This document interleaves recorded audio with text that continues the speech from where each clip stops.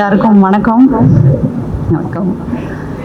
முதல்ல நன்றி உங்க எல்லாருக்கும். இந்த மாதிரி ரொம்ப தூரம் ஆக்சுவலி, ஆனால் இந்த இவ்வளோ தூரம் கடந்து வந்து இந்த மீட்டிங்கில் கலந்துக்கிறதுக்கு உங்கள் எல்லாருக்கும் முதல்ல நன்றியை தெரிவிச்சுக்கிறேன். எவ்வளோ பேர் என்னோடய புக்ஸ் ஏதாவது வாசிச்சிருக்கீங்களா? ஒரு ஐடியா இருந்தால் நான் எங்கே தொடங்குறதுன்னு தெரியும். ஏதாவது வாசிச்சிருக்கீங்களா என்னோடய புத்தகங்கள்? இல்லை, அவங்க நீங்கள் 2 பேரும் வாசிச்சிருக்கீங்க, சென்னையில் வாசிச்சிருக்கீங்க. ஓகே, சரி. நான் எங்கேருந்து ஸ்டார்ட் பண்ணுறதுன்னு தெரியும்ல, அதுக்கு தான். நான் அடிப்படையில் ஒரு ஜேர்னலிஸ்ட். அவர் பீர் சொன்ன மாதிரி ஒரு 25 வருஷமாக பத்திரிக்கையாளர், கேட்குதா நான் பேசுகிறது? ஜேர்னலிஸ்டாக இருந்து ஃபிக்ஷனுக்குள்ளே ரொம்ப லேட்டாக வந்திருக்கேன். ஆனால் பேரலாக ஃபிக்ஷனும் கதைகளும் எழுதிக்கிட்டு இருந்தேன். அப்படின்னாலும் என்னோட பிரதான பணி என்பது வந்து தமிழ் ஊடகங்கள்லையும் அச்சு காட்சி ஊடகங்களில் நான் ஒரு 25 வருஷம் வேலை செஞ்சுருக்கேன்.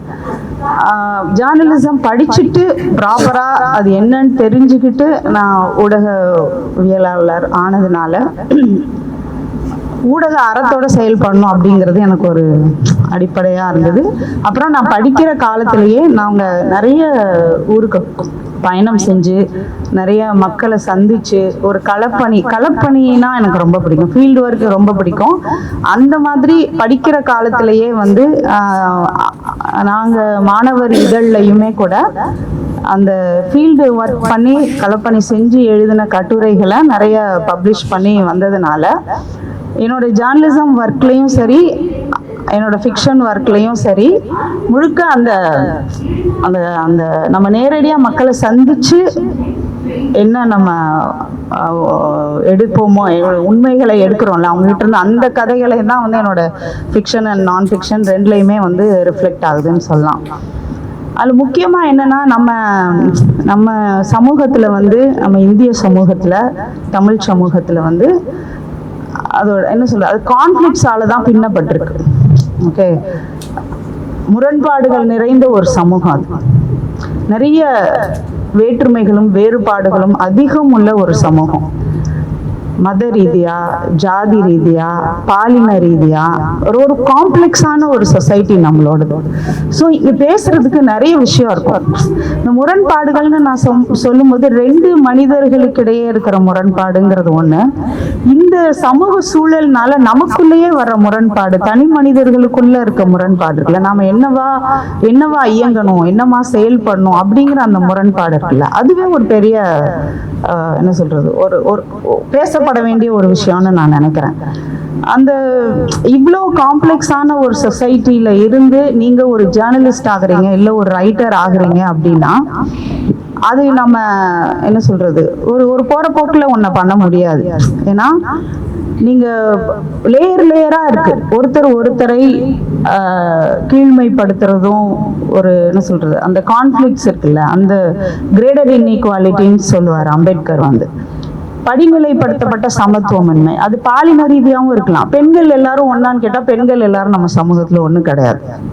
ஓகே, எல்லா பெண்களும் ஒன்று கிடையாது. எப்படி வந்து ஜாதி வந்து மனிதர்கள் எல்லாரும் ஒன்றும் இல்லைன்னு சொல்லுது, அது மாதிரி பெண்கள் எல்லாரும் ஒன்றும் கிடையாது. இப்போ தொழிலாளர்கள்லாம் ஒரு இனம் அப்படின்னா தொழிலாளர்கள் உரிமையெல்லாம் நம்ம பேசுகிறோம். இப்போ தொழிலாளர்கள் எல்லாரும் சமமான்னு கேட்டால் தொழிலாளர்களும் இங்கே சமம் கிடையாது. தொழிலாளர்களுக்கு இடையிலையும் வந்து சமத்துவமின்மை இருக்கு. மேல் சாதி, ஆதிக்க சாதி தொழிலாளர்கள், ஒடுக்கப்பட்ட சமூகத்தை சேர்ந்த தொழிலாளர்கள், அவங்களுக்கு இடையிலையும் வந்து ஸோ இந்த மாதிரி லேயரா பிரிவினை உள்ள ஒரு சமூகத்தில் நாம என்ன மாதிரியான ஒரு நீங்க எனி ஃபீல்டில் வேணாலும் இருக்கலாம், என்ன மாதிரியான ஒரு மனிதரா நாம இயங்க போறோம், ஒரு பர்சனாலிட்டியா, ஒரு எக்ஸ்பர்ட்டா நம்ம எப்படி இயங்க போறோங்கிறதுல நாம ரொம்ப கவனமா இருக்கணும் அப்படிங்கிறத வந்து நான் ஆரம்பத்திலேயே நான் உண்மையிலேயே புரிஞ்சுக்கிட்டேன். ஸோ யாரு பக்கம் நின்று நம்ம எழுத போறோம், யாருக்காக நம்ம வாய்ஸ் அவுட் பண்ண போறோம், நம்ம கிட்ட எழுத்துங்கிற ஒரு ஆயுதம் இருக்கு. ஒரு நமக்கு வருது, நேச்சுரலா கொஞ்சம் எழுத வருது அப்படின்னா அதை நாம ஒரு வேலையா சூஸ் பண்றோம், ஒரு ஜேர்னலிசம் ஃபீல்டுக்குள்ள வர்றோம் அப்படின்னா யார் பக்கம் நின்று அதை பேச போறோம் அப்படிங்கிற ஒரு தெளிவு வந்து அப்பயே இருந்தது. ஸோ அதனாலேயே நான் வந்து கடந்த 25 இயர்ஸா நான் வந்து முழுக்கவும் குரலற்ற மனிதர்கள் ரெஸ்பெக்டிவ் நீங்கள் எனி இது வேணாலும் எடுத்துக்கோங்க, பேச முடியாத மனிதர்கள் இந்த மெயின் ஸ்ட்ரீம் உலகம் இருக்குல்ல, media, cinema, any art form, literature எல்லாமே வந்து பேசாத பார்க்காம ஒளிச்சு வச்ச மனிதர்கள் இருக்காங்கல்ல, அவங்கள தேடி போறது வந்து எனக்கு ரொம்ப ஒரு பிடித்தமான ஒரு விஷயமா ஆரம்பத்துல இருந்தே இருந்தது.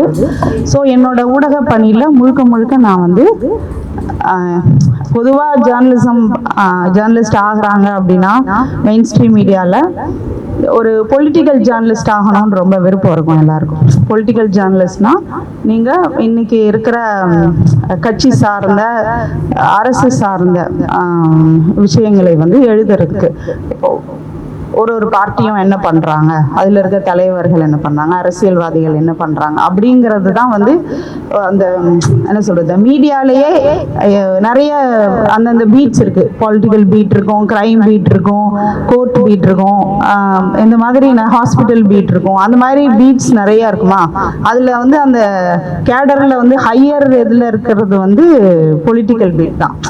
எல்லாருக்குமே என்ன அந்த பொலிட்டிக்கல் ரிப்போர்ட்டர் ஆயிட்டா ஒரு வந்து அது ஒரு நிலையை அடைந்து விட்டதா அர்த்தம். ஆனா எனக்கு வந்து நான் சூஸ் பண்ணது வந்து கீழே அடிமட்டத்தில் இருக்கிற ஒரு ஒரு இடத்த தான் வந்து நான் சூஸ் பண்ணேன். அது என்னன்னா மக்களுக்காக எழுதுறது அப்படின்றது.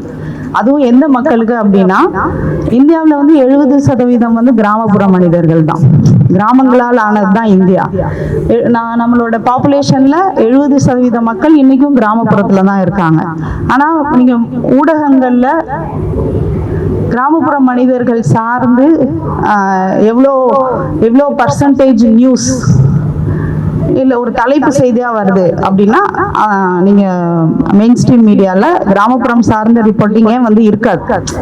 ஓகே, அங்க 1008 பிரச்சனைகள், ஜாதி அங்கதான் வலுவா இருக்கு, பெண்கள் அடிமைத்தனம் அங்கதான் வந்து வலுவா இருக்கு அப்படின்னா கூட, நீங்க எல்லா வகையான சுரண்டலும் கிராமப்புறங்கள் அதிகமா இருந்தா கூட, நாம கிராமப்புற நியூஸ் அப்படின்னா எதை ரிப்போர்ட் பண்ண, எதை நீங்க பார்த்திருப்பீங்க அப்படின்னா, அங்க ஏதாவது ஒரு கொலை நடந்தது, ஏதாவது ஒரு கிரைம் நடந்தா மட்டும்தான் நாம கிராமப்புறம் சார்ந்த விஷயங்களை, ரொம்ப தீவிரமான ஒரு பிரச்சனை அப்படின்னா மட்டும்தான், அது கொலையா நடந்தா மட்டும்தான் நாம, கொலை இல்ல பாலியல் வன்புணர்ச்சி, இது ரெண்டும் நடந்தா மட்டும்தான் கொலை நடந்துருச்சு, பாலியல் வன்புணர்ச்சி, அது போற போக்குல ஒரு செய்தி ஆகுமே தவிர. ஆனா ஒரு தேசமே நீங்க கிராமப்புறத்துலதான் இருக்கு அப்படின்னும் போது அவங்களோட அந்த பண்பாட்டு ரீதியான சிக்கல்களை எப்படி வாழ்றாங்க, எப்படி வந்து பண்பாட்டு ரீதியா இந்த மனிதர்கள் இயங்குறாங்க, ஒடுக்கப்படுறாங்க அப்படிங்கிற விஷயங்களை வந்து நீங்க மெயின் ஸ்ட்ரீம்ல பண்ண முடியாத ஒரு சூழல் தான் வந்து இருந்தது. குறிப்பா சாதியம் சார்ந்த பிரச்சனைகளை மெயின் ஸ்ட்ரீம்ல இன்னைக்கு பேச முடியுது. இன்னைக்கு வந்து ஓரளவுக்கு ஸ்பேஸ் இருக்கு. பட் நான் எழுத வந்த பீரியட்ல வந்து கண்டிப்பா ஒரு 1% ஸ்பேஸ் கூட கிடையாது. ஸோ நான் என்ன சூஸ் பண்ணேன்னா, கிராமப்புறம் சார்ந்த செய்திகளை நிறைய எழுதணும், அதுவும் மெயின் ஸ்ட்ரீம்ல எழுதணும், பிரதானப்படுத்தி அதை எழுதணும் அப்படிங்கிற ஒரு நோக்கத்தோடு தான் வந்து எழுத ஆரம்பித்தேன். ஸோ நிறைய சாதிய வன்கொடுமைகள், ஒடுக்குமுறைகள், பெண்களுக்கு எதிரான சிக்கல்கள், பெண் சிசுக்களை, இந்த விகடன், குமுதம், இந்த மாதிரியான எல்லா பத்திரிகைகள்லையும் பஞ்சாயத்து தலைவர்கள் எதிர்கொள்கிற ப்ராப்ளம்ஸ், அப்புறம் நிறைய இதெல்லாம் வந்து இன்னைக்கு சமூகத்தில் வந்து நீங்க லிஸ்ட் அவுட் பண்ணலாம். ஒரு பெண்களுக்கு எதிரான பிரச்சனை எது பாலின ரீதியா, சாதி ரீதியா என்னென்ன பிரச்சனைகள்லாம் இருக்கோ அதை மையப்படுத்தி கிராமப்புறங்களுக்கு டிராவல் பண்ணி, அந்த காலத்துல பஸ்ஸும் கிடையாது, செல்போன் கிடையாது, அப்போ நம்ம அதை தேடி போகணும். ஒவ்வொரு செய்தியையும் நீங்க கிராமத்துல எடுக்கணும்னா, இப்போ நீங்க வந்து இங்கே சென்னையில உட்காந்து நீங்க பார்ட்டி ஆஃபீஸ்க்கு போய், நமக்கு நிறைய சோர்ஸ் இருக்கும், சோர்ஸ்ன்னு சொல்லுவோம், நமக்கு நியூஸ் கொடுக்குறவங்க, அவங்கள வச்சு அந்த செய்திகளை நம்ம வாங்கிட முடியும். அப்புறம் போலீஸ் டிபார்ட்மெண்ட்ல ஆள் இருப்பாங்க, உளவுத்துறையில ஆள் இருப்பாங்க, எல்லாரும் கூட நம்ம ஒரு நல்ல ரேப்போ மெயின்டைன் பண்ணிக்கிட்டோம்னா நமக்கு நியூஸ் கிடைச்சிரும். ஆனா நான் ஒரு செய்தி பண்ணேன், பெண் குழந்தைகளை வந்து சாமிக்கு நேர்ந்து விடுற ஒரு பழக்கம் இருக்கு, இன்னைக்கும் இருக்கு. திருவள்ளூர் டிஸ்ட்ரிக்ட்ல வந்து அது மாத்தம்மான்னு சொல்லுவாங்க. சமீபத்துல கூட நான் அதை பத்தி ஒரு கூட்டத்துல பேசியிருந்தேன். பெண் குழந்தைகளை அந்த பருவம் எய்துற வயதுக்கு முன்னாடி வந்து நீங்க குடும்பத்துல என்ன பிரச்சனை வந்தாலும் வந்து சாமிக்கு நேர்ந்து விட்டுருவாங்க. சாமிக்கு நேர்ந்து அவங்க குலதெய்வம் வந்து மாத்தம்மான்ற தெய்வம். ஆண் பிள்ளை பிறக்கல, இல்ல ஆண் குழந்தைக்கு உடம்பு சரியில்லாம போச்சு, இல்ல குடும்பத்துல இல்ல அங்க மழை பெய்யல, அவங்களுக்கு வருமானம் இல்ல, யாருக்காவது குடும்பத்துல உடம்பு சரியில்லாம போச்சு, அது சரியாகணும். இப்படி என்ன வாழ்க்கைன்னா பிரச்சனை இருக்குதான் செய்யும். இப்படி எந்த பிரச்சனை வந்தாலுமே அதுக்கு தீர்வா அந்த மக்கள் நினைக்கிறது என்னன்னா வந்து ஒரு பெண் குழந்தைய வந்து இருக்கிற குழந்தைய பருவம் எய்துவதற்கு முன்னாடி நீங்க வந்து சாமிக்கு நேர்ந்து விட்டுறணும் அப்படின்னு சொல்லி. ஸோ அந்த பொட்டு கட்டி விடுறது, இது வந்து அந்த பொட்டு கட்டி விடுறது தான். ஆனா இங்க அது அந்த பெல்ட்ல வந்து அது மாத்தமாக்கல் ஆக்குறதுன்னு சொல்றாங்க. அந்த அந்த குலதெய்வமாவே அவங்கள ஆக்கிடுவாங்க. அதுக்கப்புறம் நடக்கிற அந்த ஒரு 12-13 வயசு பிள்ளைங்களுக்கு நீங்க அவங்கள கோயில்ல விட்டுறணும். இப்ப அவங்களுக்கு என்ன மாதிரியான ஒரு வாழ்க்கை இருக்குன்னு யோசிக்கிறாங்க. கோயில்ல விட்டுறணும் அப்படின்னா எந்த ஆண் உங்களை வந்து என்ன வேணாலும் பண்ணலாம். ஏன்னா நீங்க சாமிக்கு பொட்டு கட்டி விடுறதுன்னா என்னன்னா, ஊர்ல எந்த ஆண் கூப்பிட்டாலும் நீங்க அவங்க என்ன செஞ்சாலும் நீங்க அதை அக்செப்ட் பண்ண மறுக்கக்கூடாது. ஸோ இது வந்து ஒரு கல்ச்சராகவே இருக்கு. ஸோ இது வந்து மெயின் ஸ்ட்ரீம்ல நம்ம அதை மெயின் ஸ்ட்ரீம் மீடியாவில் நீங்கள் இந்த மாதிரி ஸ்டோரிஸ்லாம் பார்க்க முடியாது. அதை நான் பண்ணுறதுக்கு அனுமதி வாங்குறதுக்கு எனக்கு ரொம்ப கஷ்டமாக இருந்தது. ஏன்னா நான் அப்போது வேலை செஞ்ச பத்திரிக்கையில் இதெல்லாம் எப்படி இந்த ஸ்டோரிலாம் எப்படி போடுறது, இதெல்லாம் வாசிக்கவே மாட்டாங்க அப்படின்ற ஒரு பதில் தான் வந்தது. ஆனாலும் நான் அதை போய் ஃபைட் பண்ணி அதுக்காக போய் அந்த ஊர்களுக்கு டிராவல் பண்ணி அந்த செய்தியை வந்து எடுக்கவே விடலை. இப்போ நான் எப்பவுமே சொல்லுவேன், ஒரு ஜேர்னலிசம்ல வந்து நீங்க ஒரு வார் ஜோன்ல போய் கூட வேலை பார்த்துட முடியும். ஓகே, நமக்கு வந்து நம்மளோட நிறுவனம் நம்மள ரொம்ப சேஃப்டியா ஒரு போர் நடக்கிற இடத்துக்கு, இப்ப கார்கில்ல நடக்குது, இல்ல நீங்க காசால நடக்கிறதோ, இல்ல நீங்க உக்ரைன் ரஷ்யா இடத்துக்கோ நீங்க ஒரு இங்கிலீஷ் ஜேர்னலிஸ்ட் நீங்க போறீங்க அப்படின்னா உங்களை சேஃப்டியா எல்லா வகையான சேஃப்டியும் என்ஷூர் பண்ணி தான் நம்மளை வந்து அனுப்புவாங்க அந்த இடத்துக்கு. ஆனா நீங்க ஒரு கிராமப்புறத்துக்கு நம்ம ரிப்போர்ட் போறதுங்கிறது வந்து வார் ஜோனை விடவும் ரொம்ப ரிஸ்கியான ஒரு விஷயம். ஏன் நீங்க போனானே உங்களை முதல்ல ஸ்கேன் பண்ணுவாங்க. ஓகே, நீங்க ஏர்போர்ட்ல எல்லாம் கூட அந்த அளவுக்கு ஹை லெவல் செக்யூரிட்டி இருக்காது. நீங்க அங்க போனீங்கன்னா நீங்க யாரு, நீ எதுக்கு வந்திருக்க, நீ என்ன ஆளுங்க, ஃபர்ஸ்ட் உனக்கு நாங்க உங்ககிட்ட பேசலாமா வேணாமான்னு நாங்க முடிவு பண்ணோம். ஓகே, நான் இங்க இருந்து ஒரு பெரிய பைய தூக்கிட்டு கேமராலாம் போட்டுட்டு நான் பண்ண எந்த ரிப்போர்ட்லயுமே நான் வந்து ஜேர்னலிஸ்ட்னே சொன்னது கிடையாது. நான் வந்து ஒரு ரிசர்ச் ஸ்காலர். நம்ம வந்து உங்களோட இந்த பர்டிகுலர் இந்த ஒரு கலாச்சார நம்பிக்கை இந்த இல்ல பெண் சிசு கொலை பத்தி நான் ஒரு ஆய்வு பண்றேன். இது வந்து நாங்க பாருங்க நீங்க எவ்வளவு பாதிக்கப்பட்டிருக்கீங்க, இதுல பெண் குழந்தைகளை வச்சு வளர்க்கறது கஷ்டம் தானே, இப்படி அவங்க போக்குல தான் நம்ம பேசணும். அதை பெண் குழந்தைகளை இந்த காலத்துல வச்சு வளர்க்கறது கஷ்டம் தானே அப்படின்னு அந்த மாதிரிலாம் சொன்னாதான் நம்மளை உட்காரவே வைப்பாங்க. ஸோ அப்படி இல்லை. அதுக்கப்புறமும் நம்மளை நீங்க எந்த ஊரு எந்த சைடு, உன் பேர் என்ன, நம்ம ஏதாவது ஒரு பேர் தான் சொல்லுவோம். ஆனா உன் பேர் என்ன, எல்லா டீட்டெயில்ஸும், அப்படின்னா அப்பா பேர் சொல்லு, பாட்டி பேர் சொல்லு, பயங்கர என்கொயரி நடக்கும். எப்படியாவது நம்ம இவங்க யாரு என்ன கம்யூனிட்டிங்கிறத நம்ம கண்டுபிடிச்சிடணும். அப்பதான் வந்து நீங்க நின்று பேசுறதுக்கு தகுதியான ஆளா அப்படிங்கிறதே அவங்க வந்து முடிவு செய்வாங்க. ஸோ இப்போ இந்த மாதம்மா ஸ்டோரி பண்ணும்போது கூட கடைசியில அவங்க நான் போட்டோ எடுக்கும்போது அவங்களுக்கு பயங்கர டவுட் வந்துருச்சு. வந்து நீ என்ன ரிசர்ச் ஏதோ ஆய்வெல்லாம் பண்றேன்னு சொன்னா கடைசியில ஏதோ போட்டோலாம் எடுக்கிற அப்படின்னு சொல்லி என்ன பயங்கரமா துரத்த ஆரம்பிச்சிட்டாங்க. ஸோ அதுதான் ரொம்ப சேலஞ்சிங்கா இருக்கும். நீங்க வந்து இப்போ நீங்களே யோசிச்சு பாருங்களேன், நீங்க இன்னைக்கு மீடியா, நீங்க எவ்வளோ மீடியா பாக்குறீங்க.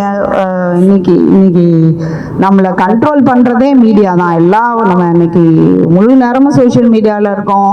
மெயின் ஸ்ட்ரீம் மீடியா எப்ப பாரு நியூஸ் சேனல்ஸோட கனெக்டடா இருக்கும். ஆனா நமக்கு எங்கேயாவது நம்மளோட பிரச்சனைகளை அது பேசுதா, நம்மளோட பிரச்சனைகளை அது ரிஃப்ளெக்ட் பண்ணுதா, நாம அன்றாட வாழ்க்கையில எதிர்கொள்கிற நமக்கு நிறைய தலைக்குள்ள நிறைய ஓடும். இது ஏன் அப்படி நடக்குது, அது ஏன் அப்படி நடக்குது, அந்த விஷயங்கள அது வந்து ஒரு அனலிட்டிக்கலா பேசுதா அப்படிங்கிற கேள்வியெல்லாம் நீங்க உங்களுக்குள்ளேயே யோசிச்சு பார்க்கணும். ஸோ அந்த கேள்விகள்லாம் பிரச்சனைலாம் எனக்கு பயங்கரமா வந்ததுனாலதான் அந்த பிரச்சனைகளை நம்ம எழுதணும் அப்படின்றத சூஸ் பண்ணேன். ஸோ இப்போ நான் வேலை செஞ்ச எல்லா பத்திரிகைகள்லையுமே வந்து இந்த விஷயங்கள் இருக்குல்ல, சாதிய ஒடுக்குமுறை சார்ந்தோ இந்த தீவிரமான பாலின பிரச்சனைகள் சார்ந்தோ எழுதுறதுக்கான ஸ்பேஸ் இல்லாம நான் வந்து ஆல்டர்னேட் மாற்று இதழ்கள் இருக்கும்ல, அதுல வந்து நான் டீட்டெயிலான ரீசர்ச் ஆர்டிகல்ஸ்லாம் வந்து ஃபீல்டு ஒர்க் பண்ணி ரிப்போர்ட் பண்ண வேண்டிய ஒரு நிலை தான் இருந்தது. ஸோ தலித் முரசுன்னு ஒரு மேகசின் அப்போ வந்தது. அதில் வந்து நான் இப்போ அது வெப்சைட்டாக இருக்குது. அதில் வந்து நான் இந்த மெயின் ஸ்ட்ரீம் பத்திரிகைகளில் வேலை செஞ்சாலுமே அது ஒரு நான் என்ன சொல்றது, ஒரு ரியல் ஜேர்னலிசம் பண்ணணும், ரியல் ப்ராப்ளம்ஸை எழுதுகிற ஒரு ரியல் ஜேர்னலிஸ்டாக இருக்கணும் அப்படின்னா எனக்கு ஒரு ஸ்பேஸை கண்டுபிடிச்சிக்கணும் அப்படின்ற ஒன்று தான் இருந்தது. ஏன்னா நமக்கு எப்படியுமே ஊதியத்துக்காக நாம் மெயின் ஸ்ட்ரீம் மேகசின்ஸில் வேலை செய்வோம். ஆனால் அதுலேயும் நான் பெண்கள் சார்ந்த கிராமப்புறம் ஏகப்பட்ட ஸ்டோரிஸ் நான் பண்ணியிருந்தேன். ஆனால் சாதின்னு வரும்போது அதை எழுதுறதுக்கான ஸ்பேஸ் கண்டிப்பாக இருக்காது. ஸோ அதனால வந்து இந்த மாதிரியான ஊடகங்களை மாற்று ஊடகங்கள்னு சொல்லுவோம் நம்ம, அந்த சிற்றிதழ்கள்லாம் வரும்ல, அதில் வந்து நான் வந்து நிறைய ரிப்போர்ட் பண்ண ஆரம்பித்தேன். ஸோ இப்போ கூட இவங்க கிட்ட ஒரு கேஸ் ஸ்டடிஸ் வந்து சொல்லிட்டு இருந்தேன்.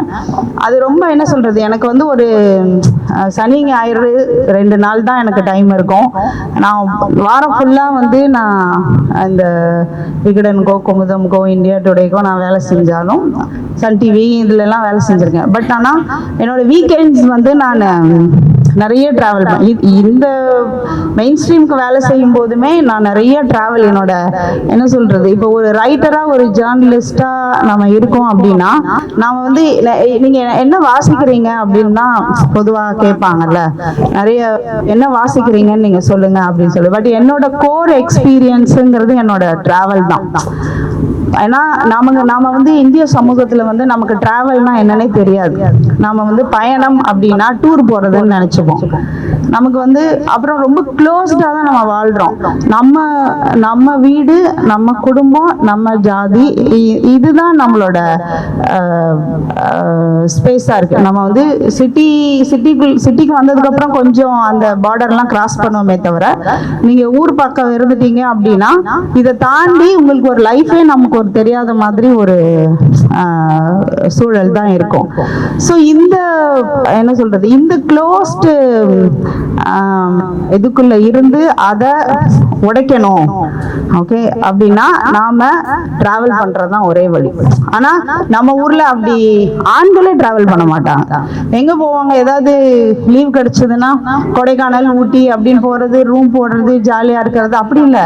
பயணம்ங்கிறது நம்ம யாருன்னு கண்டுபிடிக்கிறதுக்கும், இந்த உலகம் எவ்வளவு பெருசுன்றதை தெரிஞ்சுக்கிறதுக்கும், இங்க எவ்வளவு மனுஷங்கள் இருக்காங்க, எவ்வளவு உயிர்கள் இருக்கு, எல்லாரும் வாழ்றதுக்கான அந்த ஸ்பேஸ் இந்த உலகத்துல இருக்குங்கிறத நம்ம அண்டர்ஸ்டாண்ட் பண்ணிக்கிறதுக்கும் டிராவல் ரொம்ப முக்கியம். நாம ஒரு பெட்டர் ஹியூமன் பீயிங் ஆகணும்.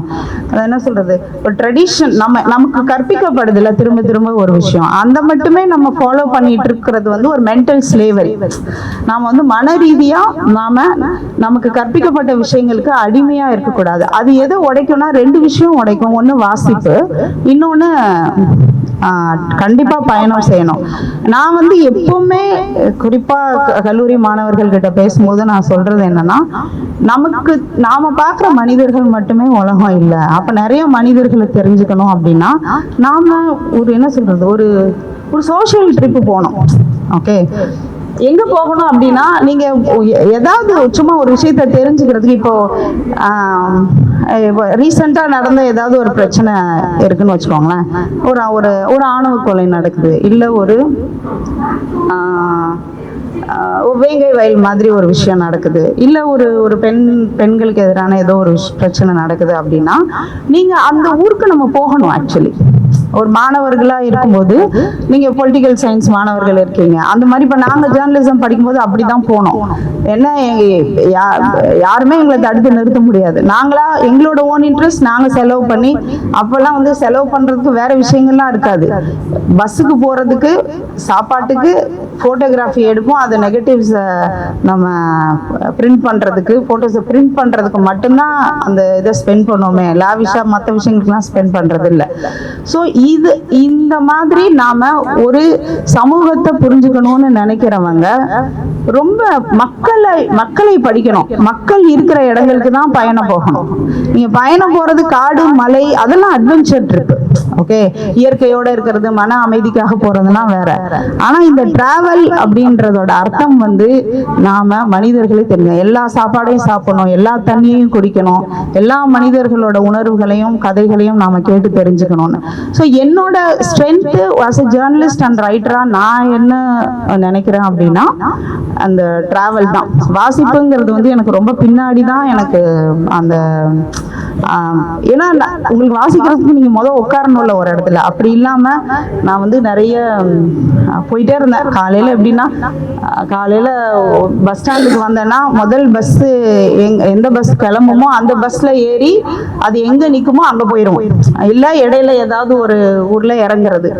சும்மா கேமரா இருக்கும், அது ஒரு பெரிய சப்போர்ட். ஆக்சுவலி இந்த ஊரை பத்தி தெரிஞ்சுக்க வந்திருக்கேன் அப்படின்னு சொல்லிட்டு அந்த மனிதர்களோட அந்த மக்களோட உட்காந்து பேசுறது, இந்த ஊர்ல என்ன பிரச்சனை இருக்கு, கூரை என்ன தொழில் பண்றாங்க, என்ன மாதிரியான சாமி கும்பிடுற வழக்கம் என்ன மாதிரி இருக்கு, என்னென்ன மாதிரியான சடங்கு முறைகள் இருக்கு, இப்படி எல்லாம் கேட்டு தெரிஞ்சுக்கிறது. இது வீக்கெண்ட்ஸ் இப்படிதான் போச்சு. ஸோ இப்படியான விஷயங்கள்ல தான் அன்னைக்கு இந்த மாதிரி மாத்தம்மா மாதிரி ஒரு விஷயம் இருக்குங்கிறது ரெண்டு வகையா நம்ம தெரிஞ்சுக்கலாம். ஒண்ணு ஒரு என்ஜிஓ யாராவது அதுக்கு எதிராக அதை ஒழிக்கணும்னு வேலை செஞ்சுட்டு இருப்பாங்க. அப்படி இல்லைன்னா நாமளே நம்மளோட டிராவல்ல கண்டுபிடிக்கிறது. ஓகே, இன்னொரு விஷயம் உங்ககிட்ட சொல்லிட்டு இருந்தது நான் சொல்லணும்னு நினைச்சிருந்தேன். பிரதீப் பாட்ட சொல்லிட்டு இருந்தேன். நான் எழுத வந்த புதுசுல 2001-2 அந்த காலகட்டத்தில் ஒரு விஷயம் 1980களில் ஒரு திருநெல்வேலி பக்கத்துல ஒரு ஊர்ல ஒரு 17 பெண்கள் கிட்ட ஒரே ஒரு ஊர்ல ஒரு கிராமத்துல பாலியல் வன்கொடுமைக்கு ஆளாக்கப்பட்டிருக்காங்க. அது 1980களில் நடந்தது. 20 வருஷம் ஆயிடுச்சு. எப்படி ஸ்டோரிஸ் எப்படி நான் சூஸ் பண்ணேன் அப்படிங்கிறதுக்காக சொல்றேன். அது மாதிரி நாங்குநேரி பக்கத்துல ஒரு சங்கனாங்குளம்ங்கிற ஒரு கிராமத்துல இந்த மாதிரி 1980களில் எம்ஜிஆர் பீரியட்ல இது நடந்தது. அப்ப அந்த விஷயம் வந்து ரொம்ப பரபரப்பா பேசப்பட்டது. எல்லா ஊடகங்கள்லயும் அது ரிப்போர்ட் ஆயிருந்தது. எம்ஜிஆர் வந்து தலையிட்டு ஸ்டேட் லெவல்ல, சென்ட்ரல் லெவல்ல இந்திரா காந்தி இந்த பெண்கள் அது மீடியால ரொம்ப பாப்புலர் ஆனனால அந்த பெண்கள் பாதிக்கப்பட்ட 17 பெண்களும் போய் அன்றைய பிரதமராக இருந்த இந்திரா காந்தி அவர்களை போய் பார்த்துருக்காங்க. ஸோ இது ஒரு பெரிய நடவடிக்கைகள்லாம் எடுக்கப்பட்டது. அப்போ வந்து என்ன சொல்றது, இந்த வில்லேஜ் ஆஃபீஸர்னு இருப்பாங்க. அது வந்து அந்த ஊர்ல யார் மணியக்காரராக இருப்பாங்கல்ல, ஒரு ஊர்ல ஒரு கிராமத்துல அவங்கள தான் வந்து வில்லேஜ் ஆஃபீஸராக நியமிக்கிற வழக்கம் இருந்தது. ஸோ இந்த பிரச்சனைக்கு அப்புறம் இந்த வில்லேஜ் ஆஃபீஸருங்கிற போஸ்டையே வந்து அந்த மணியக்காரர் போஸ்ட் தானே அதை ஒழிச்சிட்டாங்க. எம்ஜிஆர் வந்து ஒழிச்சாரு. ஏன்னா இந்த 17 பெண்களும் பாலியல் வன்புணர்ச்சிக்கு ஆளாக்கப்பட்டதுக்கு அந்த விஏஓட பங்கு இருக்கு. அதை அவர் வந்து வெளியில வரவிடாம பண்ணாரு. அவருக்கும் அதுல ரோல் இருக்குன்றதுனால எல்லா விஓ போஸ்டையும் ஒழிச்சிட்டு அதுக்கப்புறம் ப்ராப்பரா எக்ஸாம் வச்சு எழுதுற விஏஓ, வில்லேஜ் அட்மினிஸ்ட்ரேட்டிவ் ஆஃபீஸர்ங்கிற போஸ்ட் அந்த பர்டிகுலர் கேஸ்ல தான் வந்து அது நடந்தது. ஸோ எனக்கு என்ன தோணுச்சுன்னா, அது நடந்து ஒரு 20 வருஷம் ஆயிடுச்சு, 23 வருஷம் ஆயிடுச்சு. நாம வந்து இப்போ அந்த 17 பெண்கள் பாலியல் வன்புணர்ச்சிக்கு ஆளாக்கப்பட்டாங்க. அவங்க எல்லாரும் கிராமப்புற பெண்கள். அவங்க போட்டோஸ் எல்லாமே மீடியால வந்துருச்சு. ஸோ அவங்க இப்போ எப்படி இருக்காங்க அப்படின்னு பார்க்கணும்னு எனக்கு தோணுச்சு. இப்போ எப்படி இருக்காங்கன்னு தெரிஞ்சுக்கணும் அப்படின்னு எனக்கு தோணுச்சு. அதனால நான் அவங்கள தேடி அந்த ஊருக்கு போனேன். அப்போ அந்த ஊருக்கு நான் நினைச்சேன் அங்கே எல்லாரும் இருப்பாங்க, சில பேர் கல்யாணம் பண்ணி கொடுத்துருப்பாங்க, வெளியூர் போயிருப்பாங்க, அட்லீஸ்ட் அதை பற்றி பேசுறதுக்கு மக்களாவது இருப்பாங்கன்னு நினச்சேன். ஆனால் அந்த ஊர் வந்து ஒரு சுடுகாடு மாதிரி இருந்துச்சு. அங்கே ஆதிக்க சாதியினர் இந்த பாலியல் வன்புணர்ச்சி செய்த குற்றவாளிகள் அந்த சமூகத்தை சேர்ந்தவங்க எல்லாரும் அங்க அந்த ஊர்ல தான் இருக்காங்க. ஏன்னா அவங்களாம் நிலம் வச்சிருக்காங்க, அங்கதான் இருக்காங்க. ஆனா இந்த பாதிக்கப்பட்ட இந்த தலித் குடும்பங்கள் வந்து பாதிக்கப்பட்ட குடும்பங்கள் மட்டும் இல்ல, அந்த ஊரே மொத்தமா அந்த காலி பண்ணிட்டு அவங்க எங்கெங்கயோ போயிட்டாங்க. ஏன்னா இந்த ஊரை சேர்ந்த பெண்கள் பாலியல் வன்புணர்ச்சிக்கு ஆளாக்கப்பட்டவங்க அப்படின்ற அந்த செய்தி வந்து ஊடகங்கள்ல வந்ததுக்கு அப்புறம் அவங்க கூட யாருமே சொந்தக்காரவங்க கூட அவங்க கூட கம்யூனிகேஷனும் வச்சுக்கல, எதுக்கும் வர்றதில்ல. அது அவங்களுக்கு பெரிய, இவங்க கூட அவங்க பேசுறது அவங்களுக்கு ஒரு பெரிய அவமானமாகவும் அசிங்கமாகவும் இருந்தது. அப்புறம் இந்த பெண்களுக்கு கல்யாணம் பண்றதுக்கு பையன் கிடைக்கல. ஸோ இந்த பாதிக்கப்பட்ட பெண்கள் வந்து 2ஆம் தாரமாவோ இல்லை வயதானவரையோ கல்யாணம் பண்ணிக்க வேண்டிய ஒரு சூழல் வந்துருச்சு. ஸோ அந்த ஊர்ல வந்து இவ்வளோ பெரிய இஷ்யூ ஆனதுக்கு அப்புறம் அவங்க எல்லாரும் நிலத்துல கூலிகளா வேலை செஞ்சவங்க. ஸோ அவங்க திருப்பி அந்த அதிக சாதி இதுல போய் வேலை செய்ய கூடாது அப்படிங்கிறதுனால அவங்கள கவர்மெண்ட் என்ன பண்ணுச்சுன்னா அவங்களுக்கு ஒரு மில் வச்சு கொடுத்து, இந்த நூல் நூற்கிற மில் எல்லாம் வச்சு கொடுப்பாங்களா, கிராமத்துல இருக்கும், அது வச்சு கொடுத்தாங்க. ஆனா அவங்க தெரியாத தொழில் அது. அதை வச்சு அவங்க என்ன பண்ணுவாங்க, அவங்களே வந்து கூலிகள் தான், நிலகம் இல்லாத கூலிகள். அவங்க அந்த மில்ல வச்சு அவங்களால வருமானம்லாம் ஈட்ட முடியல. அதனால அப்புறம் உள்ள லோக்கல்ல நம்ம என்னைக்காவது ஒரு நாள் மீடியா வரும், என்னைக்காவது ஒரு நாள் போலீஸ் வரும். ஆனா அவங்க அங்க டெய்லி வாழணும்ல. ஸோ அந்த ஆதிக்க சாதியினரோட ப்ரெஷர்ல அவங்க வாழவும் முடியல, எந்த சோஷியல் சப்போர்ட்டும் இல்லை. ஸோ நான் போய் பார்க்கும்போது எல்லாரும் எங்கெங்கயோ போயிட்டாங்க. ஒரே ஒரு குடும்பம் மட்டும்தான் அங்க இருந்தது. அதுல ஒரு விக்டிம் குடும்பம் அங்க இருந்தாங்க.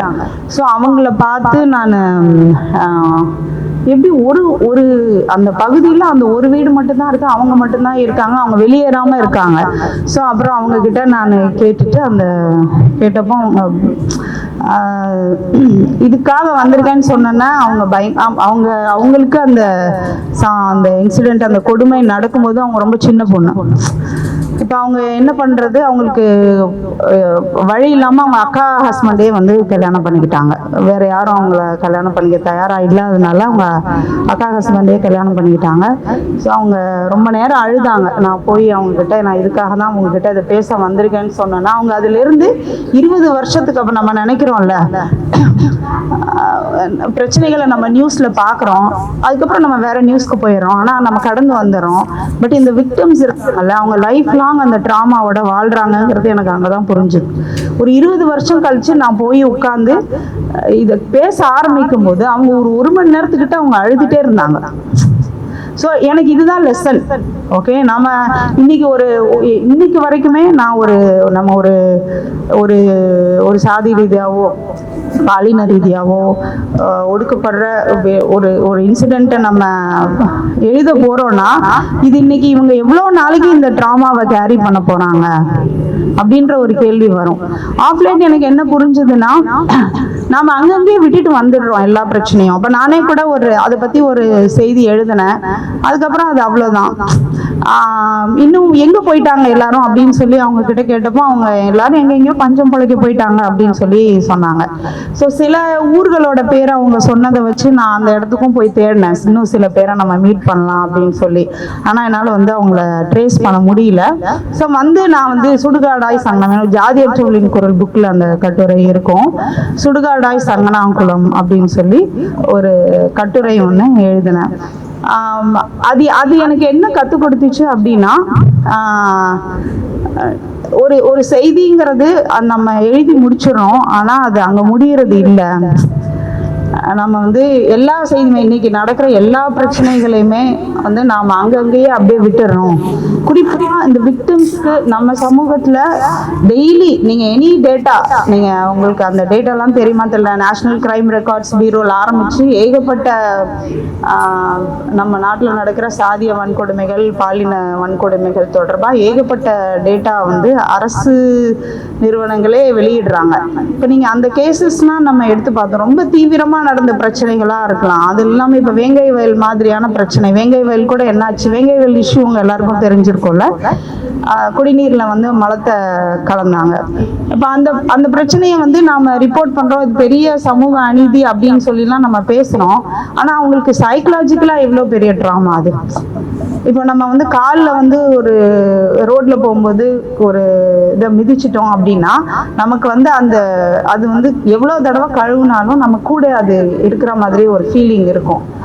ஸ்மெல்லு ஒட்டிகிட்டு இருக்க மாதிரியே கொஞ்ச நேரத்துக்கு அந்த ஃபீலிங் இருக்கும். ஆனால் ஒருத்தர் மலம் கலந்த தண்ணியை குடிச்சிருக்காங்க அப்படின்னும் போது அவங்களுக்கு நாம் சைக்கலாஜிக்கலாக அவங்களுக்கு அந்த ட்ராமாலேருந்து வெளியே வர்றதுக்கான இன்டர்வென்ஷனே நம்ம பண்ணுறதில்ல அப்படிங்கிறது வந்து எனக்கு அதை தெரிஞ்சுக்கிறதுக்கு ரொம்ப லேட் ஆயிடுச்சு. நான் போகும்போது அங்கே சங்கனாங்குளம் போகும்போது 20 வருஷம் ஆனால் கூட அவங்க அந்த மொமெண்ட்டுக்கு போய் அவங்க உடஞ்சி ரொம்ப நேரம் அழறாங்க அப்படிங்கிறது அங்கே புரிஞ்சா கூட இதுக்கு வந்து ஒரு சைக்கலாஜிக்கல் அப்போ இருந்தால் என்ன ரொம்ப சின்ன பிள்ளை அப்போ. ஸோ அந்த இது எனக்கு புரியல. பட் தொடர்ச்சியாக நம்ம இந்த மாதிரி கேசஸ் பார்க்க ஒரு என்ன சொல்கிறது ஒரு எவிக்ட் பண்ணப்படுறாங்க. எல்லா பிரச்சனையும் எடுத்துக்கோங்களேன். நீங்கள் வாழ்ந்துட்டு இருக்க ஒரு இடத்துல இருந்து நம்ம அவங்கள தூக்கி எங்கேயோ போட்டுறோம். இல்லை திடீர்னு ஒரு துப்புரவு பணியாளரை வந்து மலைக்குழியில் இறக்கி நம்ம வந்து திடீர்னு மழைக்குழியில் இறக்கி விடணும், அவங்க விஷவாயு தாக்கி செத்துடுறாங்க.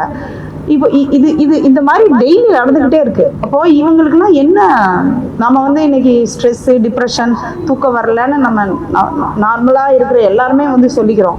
பட் ஆனால் இவங்க லைஃப்ல இவ்வளோ விஷயத்த நம்ம கேரி பண்ணிட்டு ஒரு விக்டிமாவே வாழ்ந்துக்கிட்டு எவ்வளோ ட்ராமாவை அவங்க கோத்ரூ பண்ணுவாங்க அப்படிங்கிறதுலாம் எனக்கு வந்து போக போக இந்த பண்ண எனக்கு புரிய ஆரம்பிச்சு. இது என்னன்னா நம்ம நிறைய மனிதர்களை பார்க்க நாம வந்து அவங்கள மாதிரி யோசிக்க ஆரம்பிப்போம். அதுதான் வந்து ஒரு படைப்புக்கு அது ஃபிக்ஷன் நான் ஃபிக்ஷன்லாம் இல்லை. நிறைய மனிதர்களை பார்க்கும்போது அவங்க கதைகளை நம்ம கேட்கும்போது உங்களையும் அறியாமலே நாம என்ன பண்ணுவோம்னா ஒரு பெட்டர் பர்சன் ஆயிடுவோம். இன்னொன்று நீங்கள் அவங்களோட இடத்துல இருந்து நாம பிரச்சனைகளை பார்க்க ஆரம்பிப்போம். அது வந்து நீங்கள் கான்ஷியஸாக பண்ணுறீங்கன்னா இல்லை, நம்மளை அறியாமலே வரும்.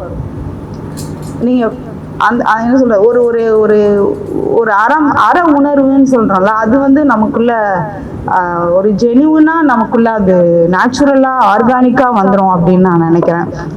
அப்படி வந்து இப்போ நான் என்னோட நான் ஃபிக்ஷன் முழுக்கவே என்னோட 6 கட்டுரை தொகுப்புகள் வந்திருக்கு. அதில் நிறைய இன்னும் தொகுக்கப்படாத கட்டுரைகளும் இருக்குன்னு வச்சுக்கோங்களேன். அந்த தொகுத்தது எல்லாமே நான் பெரும்பாலும் ஃபீல்டு ஒர்க் பண்ணி எழுதின கட்டுரைகள் தான். ஸோ இதில் எல்லாத்துலேயுமே நான் பேசுகிற விஷயம் வந்து இந்த இந்த இந்த முரண்பாடுகள் இருக்குல்ல, அந்த முரண்பாடுகளுக்கு எதிரான ஒரு விஷயம், ஒரு அல்டிமேட் ஒரு ஒரு யூனிவர்சல் ஹியூமனிட்டியை தான் வந்து என்னோட எழுத்து வலியுறுத்தணும். இந்த இந்த இந்த ஜாதியில நம்ம பிறந்துட்டோம், இந்த ஊர்ல நிறைய பேருக்கு ஊர் பற்று இருக்கும், இனப்பற்று இருக்கும், ஜாதி பற்று இருக்கும், பாலினப்பற்று கூட இருக்கும். அப்படிலாம் எனக்கு ஒண்ணு தேவை இல்லைன்றது புரிய வச்சது என்னோட பயணங்கள் தான். அப்படி எது மேலேயுமே நம்ம பற்று இல்லாம இருக்கணும். நாம அப்படி பற்று இல்லாதவங்களா இருந்தீங்கன்னா நீங்க ஒரு பறவை மாதிரி ஆயிடுவோம். நம்ம ஒரு பேர்ட்ஸ் வியூன்னு சொல்லுவோம்ல, மேல போய் இந்த பிரச்சனைகளை பாக்குறது. ஸோ அந்த மென்டல் ஸ்லேவரி இருக்குல்ல, நமக்கு இல்லை இதுதான் சரின்னு நம்ம பாட்டி தாத்தா சொல்லி தந்திருப்பாங்க, நம்ம அப்பா அம்மா சொல்லி தருவாங்க. அப்படி இல்லாம இல்லை நான் பாக்குறது ஒண்ணு வேறையா இருக்குல்ல, அடிக்கும்போது அவங்களுக்கு வலிக்கும் தானே, நான் இவங்களை காயப்படுத்தும் போது அவங்களுக்கு வலிக்கும் தானே அப்படின்னு யோசிக்கிறது இருக்குல்ல, அந்த ஃபீலிங் உங்களுக்கு எது கொடுக்கும் அப்படின்னா நம்ம ரியாலிட்டி ஆசிட்டிஸ் பார்க்கும்போது ஒண்ணு நடக்குது, நான் அதை அப்படியே பாக்குறேன், அப்படியே நான் புரிஞ்சுக்கிறேன் அப்படின்ற ஒன்று பண்றது தான் வந்து ஒரு படைப்போட வேலை அப்படின்னு சொல்லி நான் நினைக்கிறேன். ஸோ இந்த நான் ஃபிக்ஷன் இப்படி ஒரு முழுக்க பயணங்களால் ஆன என்னோட ஃபீல்டு ஒர்க்கில் இருந்து தான் நான் வந்து ஃபிக்ஷனுக்கு வந்தேன். அந்த ஃபிக்ஷன் வந்து 2 நூல்கள் வந்திருக்கு, செந்நிலம் அண்டு கருப்பு வானம், 2 தொகுப்பு வந்திருக்கு. இப்போ நான் சொன்னேன்ல இந்த சங்கனாங்குளம், இந்த நான் போய் ஒருத்தரை பார்த்தேன். என்னால நான் ஃபிக்ஷன்ல வந்து நம்ம நிறைய எழுத முடியாது, நம்ம என்ன ஃபீல் பண்றோன்றத நீங்க சொல்ல முடியாது. கட்டுரைகள்ல பாத்தீங்கன்னா ஃபேக்ட்ஸ் மட்டும்தான் இருக்கணும், அதான் நான் ஃபிக்ஷன். இங்க இது இப்படி நடந்தது அவ்வளவுதான். அதுல வந்து நீங்க அதுல என்னவா ஃபீல் பண்ணீங்க அப்படின்ற உங்க கற்பனையோ உங்களோட உணர்வுகளையோ நாம நான் ஃபிக்ஷன்ல வெளிப்படுத்த முடியாது. பட் ஸ்டில் நான் வந்து அதை மறைக்க முடியாது. ஏன்னா இப்படி ஒரு விஷயத்தை ரிப்போர்ட் பண்ணும்போது அதுல நம்மளோட உணர்வுகளும் கலந்துரும். அப்படின்னா கூட ஸ்ட்ரிக்ட்லி அது நோ தான். ஜேர்னலிசம் ரைட்டிங்லையும் சரி நான் ஃபிக்ஷன்லையும் அது நோ தான் சொல்லுவாங்க. அப்போ அவ்வளோ எக்ஸ்பீரியன்ஸையும் நான் என்ன பண்றது நிஜமாவே இல்லை. அவ்வளோ உணர்வுகள் நமக்குள்ள ஒவ்வொரு ஸ்டோரி பண்ணும்போதும் அவ்வளோ ஹெவி, அவ்வளோ ஒரு கனத்த மனதோட தான் நம்ம வருவோம். ஸோ அந்த உணர்வுகள் எல்லாம் நம்ம விவரிக்க முடியாத ஒரு ஒரு ஒரு ஓரமா நமக்குள்ள தானே அது இருக்கும். ஸோ அப்படிதான் வந்து நான் ஃபிக்ஷனுக்குள்ள எழுத வந்தது. ஸோ அப்போ அந்த செந்நிலம் தொகுப்புல வந்து இருக்கிற 9 கதைகள், அதுக்கப்புறம் கருப்பு வானம்ல இருக்க 9 கதைகளுமே கூட முழுக்க என்னோட பயணங்கள்ல ஃபீல்டு ஒர்க்ல நான் பார்த்த மனிதர்கள், அந்த இன்சிடென்ட் இருக்கும். ஆனா அந்த லைஃப் வந்து அதுல இருக்காது, நான் ஃபிக்ஷன்ல இருக்காது. அந்த லைஃபை நான் கொடுத்துருப்பேன். அது அந்த லைஃப்ல நான் என்ன பார்த்து என்ன ஃபீல் பண்ணேன், ஏன்னா என்னை அதை எப்படி நொறுக்கி போட்டுச்சு அப்படின்றத வந்து நான் அதை ஃபிக்ஷன்ல மாத்திருக்கேன் அப்படின்னு நினைக்கிறேன். இப்போ இந்த பர்டிகுலர் சங்கனாங்குளம் இஷ்யூ வந்து செந்நிலம் தொகுப்புல நதி மூலம்ன்ற கதையா இருக்கும். அதுல நான் அதை எப்படி மாத்திருக்கேன் அப்படின்னா, அந்த ஒரு பொண்ணு வந்து சென்னையில வளருவாங்க. அம்மா வந்து இவ பிறந்த உடனே இறந்து போயிடுவாங்க. சென்னையில ஒரு ஸ்லம்ல ஒரு பாட்டியால, யாருன்னே தெரியாத ஒரு பாட்டியால ஒரு பொண்ணு வளர்க்கப்படுறா. அந்த பொண்ணு ஸ்கூல் முடிச்சிடுறா. ஸ்கூல் முடிச்சதுக்கு அப்புறம் நான் படிக்க மாட்டேன், எனக்கு போதும், எனக்கு வேண்டாம், நான் உன்னை பாத்துக்கிறேன்னு சொல்லி அந்த வளர்த்த பாட்டியை பார்த்துக்கிட்டு ஒரு வீட்டுல வேலை செஞ்சுட்டு இருப்பான். அப்ப அவளுக்கு திடீர்னு வந்து அந்த அவ வீட்டு வேலை செய்யறாள், அதுல வந்து ஒரு ஆக்டிவிஸ்ட் இருப்பாங்க. அந்த ஆக்டிவிஸ்ட் அவங்க என்ன சொல்லுவாங்கன்னா, வெவ்வேறு ஊர்கள்ல இருந்து மைக்ரண்ட் ஒர்க்கர்ஸ் வராங்களா, அவங்க வந்து ஒரு மைக்ரேஷன் ஒர்க்கர்ஸை பத்தி ஸ்டடி பண்ற ஒரு ஆக்டிவிஸ்ட். ஸோ அவங்க வந்து ஒரு பேட்டியில என்ன சொல்லுவாங்கன்னா, வேற ஒரு பேட்டியில ஜென்ரலா வெவ்வேறு ஊர்கள்ல இருந்து புலம்பெயர்ந்து வர்ற தொழிலாளர்கள் வந்து வெறுமனே பஞ்சம் பிழைக்க மட்டும் வரதில்லை, சிலர் உயிர் பிழைக்க வராங்க, சிலர் இந்த மாதிரியான ஒரு பெரிய ஆபத்துல இருந்து தப்பிச்சு வருவாங்க. இந்த மாதிரிலாம் அவங்க அந்த பேட்டியில வந்து சொன்ன உடனே இவளுக்கு வந்து திடீர்னு அவங்க அம்மா வந்து எங்க இருந்தோ தான் வந்திருப்பாங்கன்னு அந்த பாட்டி சொல்லியிருப்பாங்க. இவளுக்கு அவங்க அம்மாவோட கதையை தெரிஞ்சுக்கணுன்ற ஒரு ஆசை வரும்.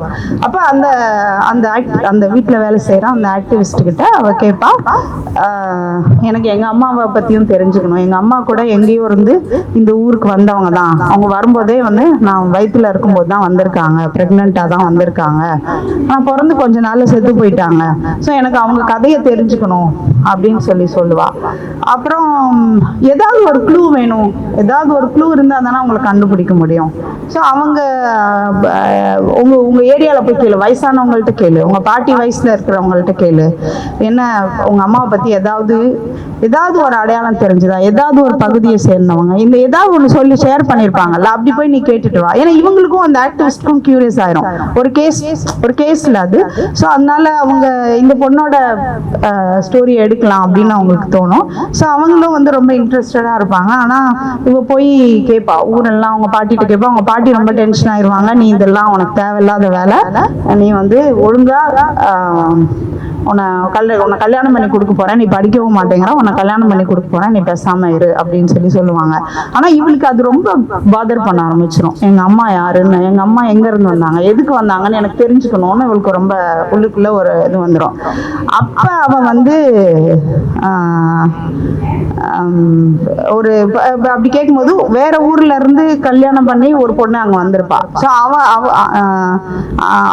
அவங்க அக்கா கல்யாணத்துல வந்து இந்த பொண்ணோட அம்மா வந்து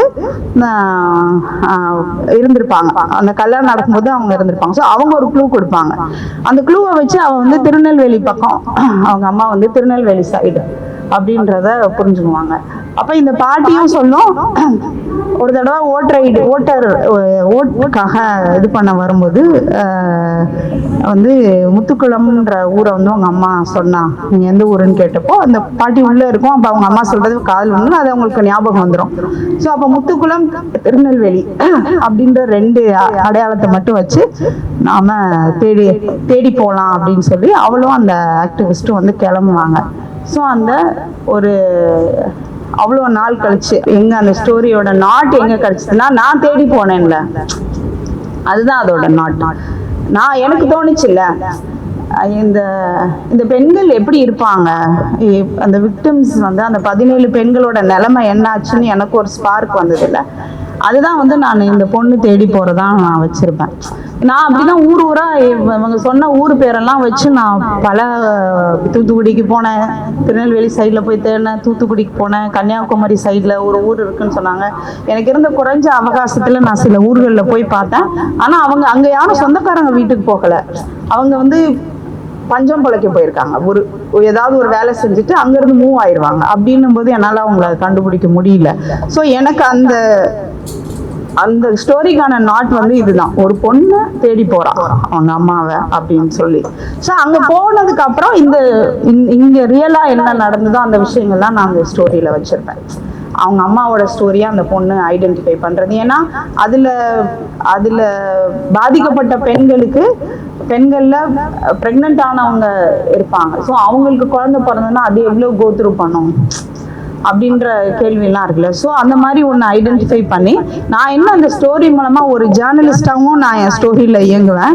ஸோ அதில் நான் என்ன சொல்ல விரும்பினேன்னா, அந்த மெசேஜ் இருக்குல்ல, நாம் பார்க்குற வேற ஊர்ல இருந்து வந்து ஒரு அடித்தட்டு வேலைகள் செய்கிறவங்க வந்து யாரா வேணாலும் இருக்கலாம், அடித்தட்டு கூட கிடையாது, நம்மள மாதிரி இருக்கிறவங்களே கூட குடும்பத்துக்குள்ள நீங்கள் வந்து நினச்சதை படிக்க விடாம, இல்லை வந்து ஒரு லவ் பண்ணி ஒரு சாதி மாதிரி லவ் பண்ணி அதுக்காக எதிர்ப்புகளை சந்திச்சு விலகி வந்தவங்களா இருக்கலாம். ஸோ அந்த மாதிரி நமக்குள்ளேயே நிறைய நம்ம எல்லாரையும் வந்து புலம்பெயர் தொழிலாளர்கள் அப்படின்னா அங்கிருந்து இங்க வேலை வாய்ப்பு தேடி. இப்போ நார்த் இந்தியன்ஸ் இருக்காங்க. நார்த் இந்தியன்ஸ் பத்தி நான் நிறைய எழுதியிருக்கேன். நார்த் இந்தியன்ஸை நம்ம எப்படி பார்க்குறோம், அங்கிருந்து வட மாநிலத்திலிருந்து தொழிலாளர்கள் வந்து நம்ம ஊர்ல வேலை வாய்ப்பை வந்து பறிச்சுட்டாங்க அப்படின்னு நம்ம நினைக்கிறோம். அப்படி இல்லைன்னா இங்க ஏதாவது ஒரு குற்றம் நடந்துருச்சு அப்படின்னா, ஒரு திருட்டு நடந்துருச்சுன்னா அங்க இருக்கிற முதல்ல நார்த் இந்தியன் யாருன்னு பாருங்க, அவங்க கண்டிப்பா அவங்க தான் வந்து கொள்ளையில வந்து ஈடுபட்டிருப்பாங்க அப்படின்ற ஒரு பிம்பம் வந்து நமக்கு இருக்கு. ஆனா நான் என்னோட ஒர்க்ல நான் தெரிஞ்சுக்கிட்டது என்ன அப்படின்னா, நார்த் இந்தியால இருந்து புலம்பெயர்ந்து வர தொழிலாளர்கள் 90% பேர் ஒடுக்கப்பட்ட சமூகத்தை சேர்ந்தவர்கள் தான். நாம இங்க இருக்க ஒடுக்கப்பட்ட சமூகத்தை சேர்ந்தவர்களை நாம இங்க இருக்க சோ கால்டு இன்டெலெக்சுவல் சொசைட்டியை சொல்றேன், இங்க இருக்கிற மூவ்மெண்ட் ஆட்கள் எல்லாருமே வந்து ஒடுக்கப்பட்ட மக்களுக்காக நிக்கணும்னு நினைக்கிறோம். நாம வெறுமனே அவங்கள ஒட்டுமொத்தமா பிராண்ட் பண்றது, அவங்க வந்து நார்த் இந்தியன்ஸ் அங்க வந்து தமிழர்களோட வேலை வாய்ப்பு அவங்க பறிக்கிறாங்க அப்படின்னு சொல்லி. ஆனா இல்ல, ஒரு சமூக ரீதியா அவங்களும் ரொம்ப பின்தங்கி ரொம்ப மோசமா அங்க இருந்து சாதியை ஒடுக்கணும். அதாவது நார்த் இந்தியால எல்லாம் இவ்வளவு எல்லா இடத்துலயும் மோசம்தான், நார்த் இந்தியால நமக்கு ரொம்ப வெளிப்படையா இருக்கும். அந்த மாதிரி ஒரு மோசமான ஒரு பின்னணியில இருந்து அவங்க இங்க வர்றாங்க இல்லையா. அப்ப அவங்கள வந்து நாம தமிழர்கள் அப்படின்ற ஒரு பற்றோட நமக்கு இருந்தது அப்படின்னா, அந்த சமூக என்ன சொல்றது, ஒரு சமூக யதார்த்தத்தை சமூக உண்மையை வந்து நாம பார்க்க தவறிடுவோம். அதனாலதான் அந்த என்ன சொல்றது, எனி பற்று வந்து ஒரு மென்டல் ஸ்லேவரி அப்படின்னு சொல்றது. ஸோ இப்படிதான் வந்து இந்த 18 கதைகள் நான் இப்போ பப்ளிஷ் பண்ணியிருக்கேன். இன்னும் நிறைய கதைகள் இருக்கு. இந்த கதைகள் எல்லாமே வந்து என்னுடைய நான் சந்திச்ச மனிதர்கள். என்னோட லிட்ரேச்சர், நான் ஃபிக்ஷன் இன்னைக்கு எழுதுறேன் அப்படின்னா என்னோட லிட்ரேச்சர் அப்படிங்கிறது வந்து ஒரு வாசிப்புல இருந்து எனக்கு வர்ற ஒரு இமேஜினேஷனை வச்சு நான் எழுதக்கூடாதுன்றதுல நான் தெளிவா இருக்கேன். இப்போ நமக்கு முன்னாடி இருக்கிற லிட்ரேச்சரை பார்த்தீங்கன்னா, நான் ஒரு ஜேர்னலிஸ்டா ரைட்டரா என்ன ஃபீல் பண்றேன் அப்படின்னா, அது சமூக யதார்த்தத்தை இன்னும் சொல்லலை, சரியா சொல்லலை.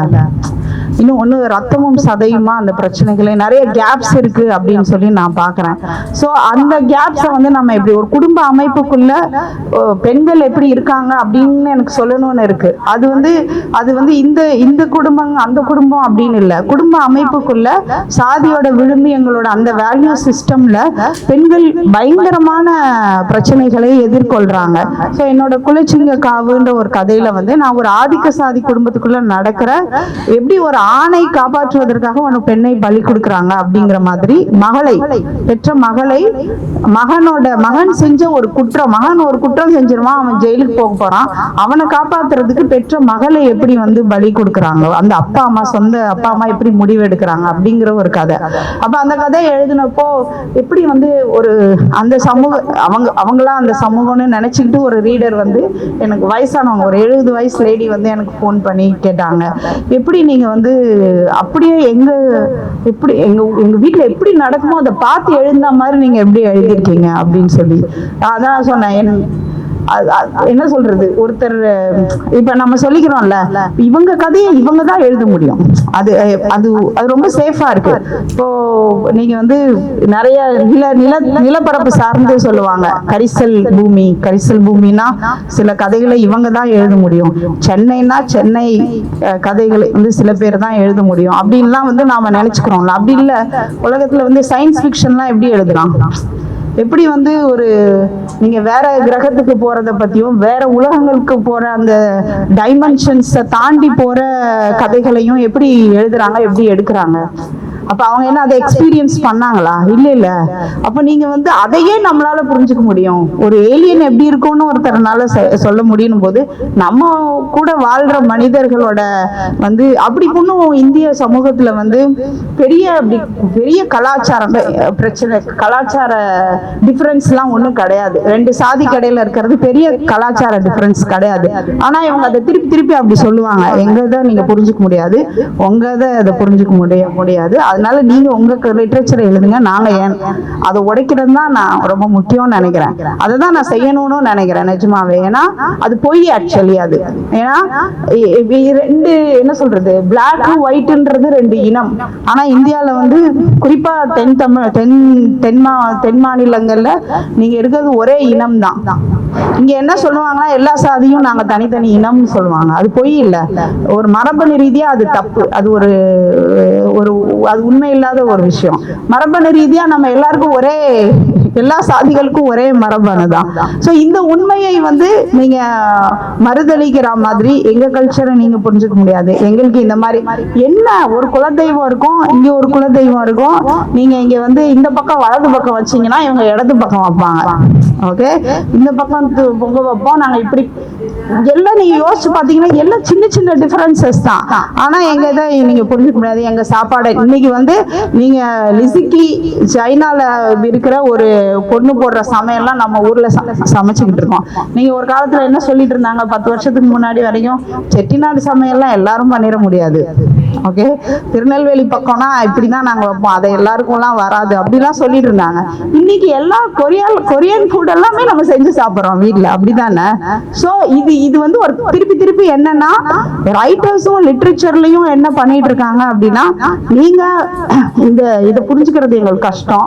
சோ இப்ப தலித் லிட்ரேச்சர்னு ஒண்ணு வந்துச்சுன்னா அது தனியா வேற மாதிரி இருக்கு, அதை எங்களால அந்த மாதிரி எழுத முடியாது. அது வந்து சோ அதே மாதிரி எங்களோட கல்ச்சர் வேற, எங்க லைஃப் ஸ்டைல் வேணா, அது உங்களால புரிஞ்சுக்க முடியாது. அப்படிலாம் ஒண்ணுமே கிடையாது. ஒரு மண்ணாங்கட்டி இல்ல, சீரியஸாவே எல்லாமே சின்ன டிஃபரன்ஸ் தான். கொஞ்சம் உத்து பார்த்தா நீங்க எப்படி வேட்டியை எப்படி கட்டியிருக்கீங்க, எந்த பக்கம் புடவையை போட்டு இது பண்ணிருக்கீங்க, எப்படி கொசு வச்சிருக்கீங்க, இதெல்லாம் விடிஞ்சா போலீஸ் வரும். பார்த்தா அவன் கையில வந்து அந்த ஒரு எலும்புக்கூடு, அந்த அவன் பாடியை ரெக்கவர் பண்ணுவாங்க. அவன் கிணத்துக்குள்ள போயிடுறான், அவன் பாடியை ரெக்கவர் பண்ணுவாங்க. ரெக்கவர் பண்ணும்போது அவன் கையில ஒரு எலும்புக்கூடு இருக்கும். அப்படின்னா அந்த பொண்ணு வந்து செத்தது 10 வருஷத்துக்கு முன்னாடி. ஓகே, நான் சொல்லிட்டேன் கதையை, ஆனால் நீங்க போய் வாசிங்க அந்த கதைய. 10 வருஷத்துக்கு முன்னாடி இவனோட மெமரி அது, இவன் கஞ்சா போட்டோன்னா அந்த இடத்துக்கு வந்த உடனே இவனுக்கு எல்லாம் பிரசன்ட்ல நடக்கிற மாதிரி இவனுக்கு தோணுது. இதே குரூப் என்ன பண்ணிருப்பானுங்கன்னா அந்த பொண்ணை ரேப் பண்ணி அதே கிணத்துல கல்லை கட்டி போட்டிருப்பானுங்க. இப்போ இவன் என்ன பண்ணுவான், அதை நேத்து இப்ப நடந்ததுன்னு நினைச்சிட்டு இவன் போய் கிணத்துல விழுந்து அது ஒரு மாதிரி என்ன சொல்றது, ஒரு பழி, அவன் 10 வருஷம் அவன் குற்றத்தை செஞ்சுட்டு அவன் தப்பிச்சு ஓடிக்கலாம். அவன் தான் கொண்டிருப்பான் அந்த பிள்ளைய. ஸோ அதுதான் 6ஆம் அவன்ற கதை. அவன் தான் 6ஆவதா அந்த பொண்ணை ரேப் பண்ணி கொண்டிருப்பான் அப்படின்றது. ஸோ அந்த எலும்புக்கூடு வந்து ரெக்கவர் ஆனோன்னா இவ்வளோ நாள் கண்டுபிடிக்க முடியாத அந்த பாடி வந்து கிடைச்சிரும். அப்போ எல்லாரையும் வந்து அரெஸ்ட் பண்ணிடுவாங்க அப்படின்ற மாதிரி அந்த கதை முடியும். இதுல வந்து என்னன்னா இந்த ஆண்கள் உட்காந்து பேசுவாங்க. ஓகே, அந்த ஃப்ரெண்ட்ஸ் எல்லாரும் உட்காந்து பேசுறத கேட்டுட்டு நிறைய நம்மளோட நிறைய பேர் வந்து கேட்குறவங்க ரீடர்ஸாக இருக்கலாம், இல்லை ஃப்ரெண்ட்ஸ்லேயே கூட கேட்டாங்க, எப்படி அந்த ஆண்களோட உலகத்தை அவங்க எப்படி பேசுவாங்க அப்படின்றது உங்களுக்கு எப்படி, ஆண்களுக்குள்ள இருக்கிற கான்வர்சேஷன், அவங்க நம்ம கூட தானே வாழ்றாங்க, என்ன நம்ம கூட சரி பாதியா நம்ம கூட தான் வாழ்றாங்க, அவங்கள பத்தி என்ன தெரிஞ்சுக்கிறது என்ன பெரிய அப்படியே ஒரு அவங்க 4 ஆம்பளைங்க உட்காந்தா என்ன பேசுவாங்கன்னு நமக்கு தெரியாது. ஸோ எதுக்கு இதை சொல்றேன்னா, சிலர் தான் எழுத முடியுங்கிற கான்செப்டே எனக்கு சுத்தமா உடன்பாடு இல்லை அப்படின்னு சொல்றதுக்கு தான் அந்த குளிச்சிங்கக்காகுன்ற கதையும் இதையும் வந்து நான் சொன்னேன். நமக்கு தேவை வந்து ஒரு ஓப்பன் மைண்டட்னஸ் தான், ஒரு வெளிப்படைத்தன், ஒரு என்ன சொல்ல, ஒரு திறந்த மனப்பான்மை இருந்துச்சு அப்படின்னா நம்மளால எதையுமே வந்து ஒரு படைப்பா வந்து மாற்ற முடியும் அப்படின்றது. ஸோ இதோட நான் முடிச்சுக்கிட்டு கேள்விகளுக்கு போயிடலாம். தேங்க்யூ. அந்த குலசிங்கக்காவுல வந்துட்டு அதுல வந்துட்டு ஒரு அப்பா இருப்பாங்க, ஒரு அம்மா இருப்பாங்க, அவங்களுக்கு ஒரு பையன் ஒரு பொண்ணு. அதுல அந்த பையன் வந்துட்டு ரொம்ப எதை பத்தியும் கவலை இல்லாம எதை பத்தியுமே எனக்கு பிரச்சனை இல்லை அப்படின்ற ஒரு மனப்பான்மையிலையும், அந்த பொண்ணு வந்துட்டு எதுனாலும் நம்ம கன்சிடர் பண்ணி தான் பண்ணணும், எதையுமே யோசிக்காம செஞ்சிடக்கூடாது, எது பண்ணாலும் ஒரு 10 வாட்டி யோசிச்சுட்டு தான் பண்ணணும் அப்படின்ற ஒரு மனப்பான்மையிலையும் வளர்றாங்க. அப்போ இங்க ஆரம்பத்துல இருந்தே நம்ம குடும்பம் அமைப்புன்றது எப்படி இருக்குன்னா, ஆண்களை வந்துட்டு ரொம்ப ஃப்ரீயாகவும் அவங்கள வந்துட்டு முதன்மையாகவும் வச்சு வளர்க்குது. இவங்கள பெண்களை வந்துட்டு ஒரு 2ஆம் தர பிரஜையா தான், 2ஆம் தரம் தான் எதுனாலும் அப்படின்ற மாதிரியும், எல்லாத்தையும் நீ தான் சரி கட்டி போகணும், இந்த பொறுத்து போகணும் அப்படின்ற ஒரு வார்த்தையை விதைச்சு வளர்த்துறாங்க. அப்படி இருக்கும்போது அந்த பொண்ணு அவங்க அப்பா சொல்லி ஆளே கல்யாணம் பண்ணிக்கிட்டாங்க. அவங்க அப்பா அவளுக்கு எப்படிப்பட்ட ஆளை கல்யாணம் பண்ணி வச்சாங்கன்னா, ஜாதியில வந்துட்டு ஒரு ஆள். எப்படின்னா அவங்க அண்ணன் வந்துட்டு ஒரு கொலை செஞ்சிருப்பான்ல மேம், அவங்க அண்ணன் வந்துட்டு ஒரு ஆணவ கொலை செஞ்சிருவான், ஒரு தாழ்த்தப்பட்டவங்களை வந்துட்டு ஒரு கொலை செஞ்சுட்டு அந்த கேஸ்ல ஜெயிக்கிறதுக்கு ஒரு போலீஸ்காரன் உதவி இருப்பாரு. அந்த போலீஸ்காரன் தான் ஜாதிக்காரன்ற ஒரே காரணத்துக்காண்டி அவங்க மகளுக்கு கல்யாணம் பண்ணி வச்சிருவாரு, அவங்க மகனுக்கு உதவுனதுனாலையும். அப்போ இந்த போலீஸ்காரர் எப்படிப்பட்ட சரியான சைக்கோவான ஆளா தானே இருக்காரு, பயங்கரமான சைக்கோவான ஆளா இருக்காது. பொண்ணை போட்டு அடிக்கிறாரு, அவங்க இந்த பொண்ணையை போட்டு அடிக்கிறாரு, எல்லா டார்ச்சருமே கொடுக்குறாரு. அவருக்கு ஒரு பாஸ்ட் இருக்கு, ஒரு வித்தியாசமான ஒரு சைக்கோ மென்டாலிட்டியில இருக்கும்போது அவங்க அம்மா கிட்ட சொல்லி அழுகுறா. அவங்க அம்மா என்ன சொல்றாங்க அப்படின்னா, இதெல்லாம் பெரிய விஷயம் பண்ணக்கூடாது, இப்படிலாம் அப்பாவுக்கு தெரிஞ்சா கவலைப்படுவார் அப்படின்ற மாதிரியான ஒரு திருப்பி அந்த இன்ஸ்ட்ரக்ஷன்ஸும் அந்த எல்லாமே பெண்களுக்கு மட்டுமே கொடுக்கப்படுது. பெண்களை அப்படியே வளர்த்துருக்காங்க. இதுக்கெல்லாம் இப்போ ஒரு மேரேஜ்க்கு அப்புறம் ஒரு பெண்ணோட லைஃப் எப்படி வேணா இருக்கலாம், அதுக்கு அவங்க சின்ன வயசுல இருந்தே ஒரு லெசன் எடுக்கிறாங்க. இப்படி ரெடி ஆயிக்கோ அப்படின்னு ஒரு லெசன் எடுத்துடுறாங்க. எடுத்துட்டு அது அப்படியான சிச்சுவேஷனை ஃபேஸ் பண்ண முடியாத ஒரு நிலைமைக்கு போனாலும் கூட பொறுத்துப்போன்னு திருப்பி இவங்களுக்கு தான் லெசன் எடுக்கிறாங்களே தவிர அவங்க பசங்களுக்கும் இதுக்குமே சொல்லி கொடுக்கறதே கிடையாது. அப்போ இப்படிலாம் நடக்கும்னு அம்மாவுக்கு தெரிஞ்சதுனாலதான் அவங்க சொல்லி கொடுத்து வளர்க்குறாங்களா? அவங்க அம்மா தான் அந்த வாழ்க்கையை வாழ்ந்திருக்காங்கல்ல, அதுலயே அந்த கதையிலேயே வரும் அது குலச்சிங்கக்காவு அப்படின்னு சொல்றது. வீட்டுல வந்து ஆண்களை வந்து குலச்சிங்கமா வளர்க்குறாங்க. அந்த குலச்சிங்கத்துக்காக, அதை காப்பாத்துறதுக்காக அந்த பெண் மகளை வந்து காவு கொடுக்கறது தான் வந்து குலச்சிங்கக்காவு கதை. அதுல அந்த அம்மா கேரக்டர் வந்து மகள் தன்னோட மருமகனால பயங்கரமான டொமஸ்டிக் வயலன்ஸ் அண்ட் செக்ஷுவல் அபியூஸ்க்கு வந்து ஆளாவா. அதையும் அவங்க வந்து அந்த மகனை வந்து காப்பாத்துறது, ஏன்னா அவன் ஒரு போலீஸ்காரன் மருமகன் வந்து, அந்த மருமகன் இந்த மகனை காப்பாற்றணும். அவன் ஒரு சென்னையில ஒரு பெரிய பொறுப்புல இருக்க ஒரு எஸ்பில இதுல இருக்க ஒரு போலீஸ் ஆபீசர். அவன் தான் வந்து அந்த காஸ்ட் மர்டர் பண்ண ஒரு மகனை வந்து அவன் தான் காப்பாற்றணுங்கிறனால பொண்ணை வந்து பொறுத்து பார்க்கவே சொல்லுவாங்க. அபியூஸ் பண்ணிட்டே இருக்கான் அவன் பயங்கரமா அடிப்பான், சைக்கோ, சந்தேக பிராணி. ஆனாலும் நீ வந்து அண்ணனை வந்து அவன் தான் காப்பாற்றணும், அதனால நீ பொறுத்து போ அப்படின்னு சொல்லுவாங்க. அப்ப அந்த கடைசியா அந்த கதை அவ வந்து பொண்ணு வந்து தாங்க முடியாது, நீங்க இப்படி நானா அண்ணனான்னு வரும்போது நீங்க அண்ணனை தானே சூஸ் பண்ணிட்டீங்க, இப்ப என் லைஃப் நான் எப்படி வேணாலும் போகலான்னு சொல்லிட்டு அவ ரூம்குள்ள போய் கதவை சாத்துவா. சாக போறா, தூக்கு போட போறா, அந்த மாதிரி கதவை சாத்தும் போது அந்த அம்மா வந்து தடுக்காம உட்கார்ந்துருப்பாங்க. ஏன்னா குடும்பத்துக்கு வந்து ஆண் பொழைக்கணுமா பெண் பொழைக்கணுமானா ஆண் தான் பொழைக்கணும். அதுதான் வந்து, ஏன்னா இன்னைக்கு வந்து சயின்டிபிக்கா வந்து குடும்பத்தோட மரபணுக்களை வந்து பெண்கள் தான் கடத்துறாங்கன்றது ப்ரூவ் ஆயிருக்கு. ஆனா காலங்காலமா என்ன பண்றாங்க, ஆண்கள் தான் கடத்துறாங்கன்னு நினைச்சிட்டு ஆண் தான் நம்மளோட அடுத்த வாரிசை உருவாக்கணும், ஆண் தான் வந்து அடுத்த தலைமுறை, ஆணோட ரத்தம் தான் வந்து கடந்து போகணும்னு சொல்லிட்டு இவங்க அப்படி ஒண்ணு பண்றாங்க. அதுலயே அந்த அம்மா வந்து அந்த மகள் சாகிறதையும் அனுமதிச்சு உட்கார்ந்துருக்க அந்த அம்மா சொத்தை காப்பாத்துறதுக்காக ஒரு ரெண்டாம் தாரமா ஒரு வயசானவர் அந்த அப்பா அவரை வந்து கல்யாணம் பண்ணிட்டு தான் அந்த வீட்டுக்கு வந்திருப்பாங்க. ஸோ அவங்களே விக்டிம் தான். நீங்க அம்மாக்கள் ஏன் அப்படி வளர்க்குறாங்க அப்படின்னா அவங்களுக்கு என்ன கற்பிக்கப்பட்டிருக்கோ, இது இந்த தலைமுறையில வரல, முந்தின தலைமுறை வரல. நம்ம என்னைக்கு வந்து இந்த சாதி அமைப்பு உருவாச்சோ அப்பயே வந்து இந்த சிஸ்டம் இப்படிதான் இருக்கணுங்கிற அந்த டிசைன் பண்ணிட்டாங்க. ஸோ அது வந்து காலங்காலமா அப்படியே தலைமுறை அப்படியே வந்து நம்ம தலையில வைக்கப்படுது. ஸோ என்ன கற்பிக்கப்பட்டிருக்கோ அதுதான் வந்து நமக்கு சொல்லி தருவாங்க. நம்ம என்ன பண்ணுவோம், அடுத்து நம்ம பிள்ளைகளுக்கு அதை தான் சொல்லி தருவோம். இப்படிதான் வந்து அது கடத்தப்பட்டிருக்கு. வெளியில போன ஒரு இன்னைக்குமே வந்து கிராமப்புறத்துல சொல்லுவாங்க, இங்கேயுமே சொல்லுவாங்க, தனியா வெளியில போகாத. உங்களுக்கு அதாவது சண்டை போட்டுட்டோ ஒரு மாற்று கருத்தை சொல்லிட்டோ நம்ம வீட்டை விட்டு வெளியில போக முடியாது. போனா உனக்கு ஏதாவது நடந்துரும், உன்னை யாராவது அட்டாக் பண்ணுவாங்க, உன்னை ரேப் பண்ண, காலம் கெட்டு இந்த காலம் கெட்டு கிடக்குங்கிறத எவ்வளவு காலமா நம்ம கேட்டுக்கிட்டு இருக்கோம். எவ்வளவு காலமா காலம் கெட்டே கிடக்கு. அப்ப அந்த காலத்தை நீங்க சரியே பண்ண மாட்டாங்க இவங்க. அந்த காலம் அப்படியே இருக்கும். எவனான்னு உன்னை ஏதாவது பண்ணிடுவான், நீ வெளியே போக கூடாது.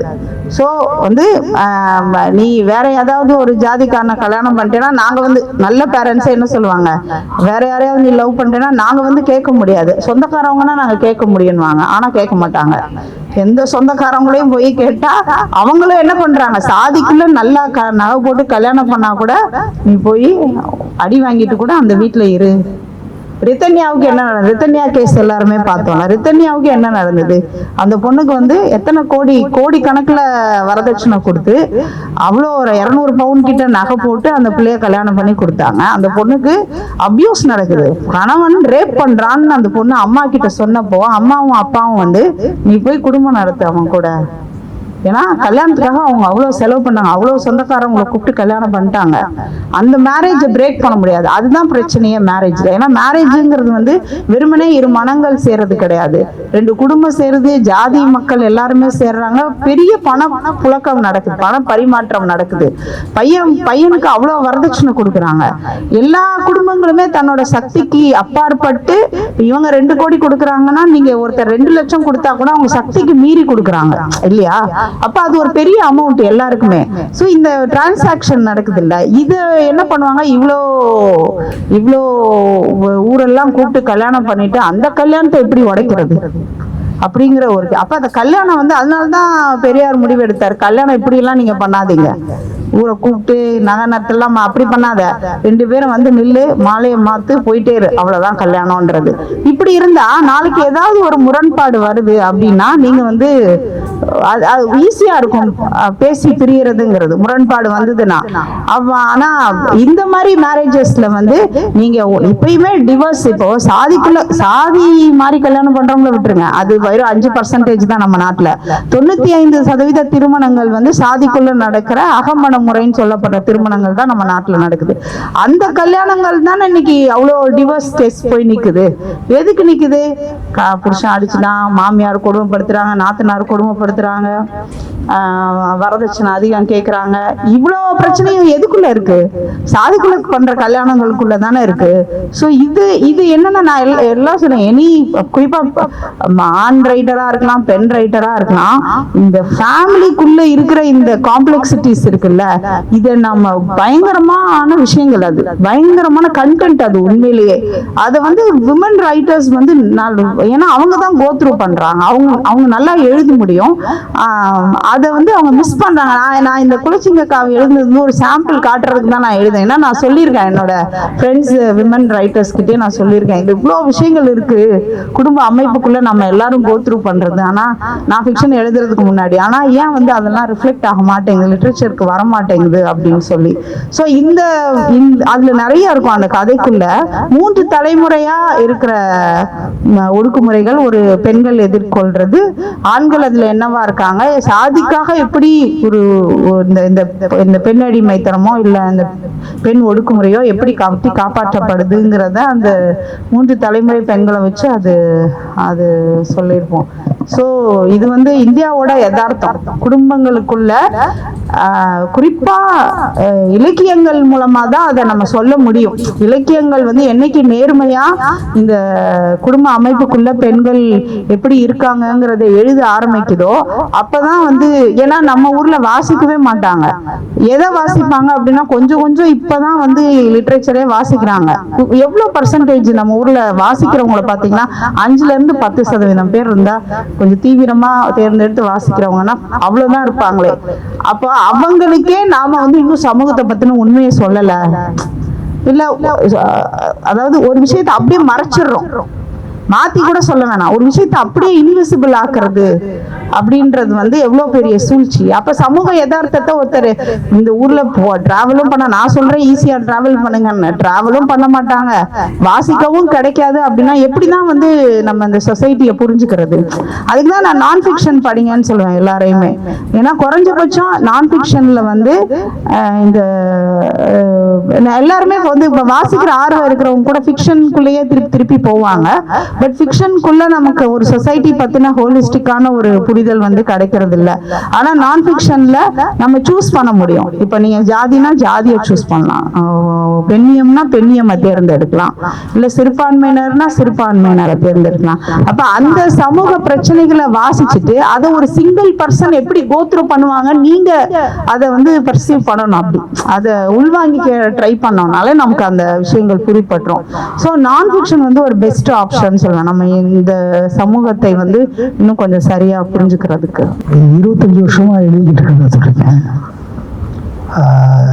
பெண்களுக்கு எதிரான அந்த ஒடுக்குமுறையும் ஜாதிய ரீதியான ஒடுக்குமுறைகளும் 25 வருடங்களில் வந்து கூடியிருக்குதா அல்லது குறைஞ்சிருக்குதா?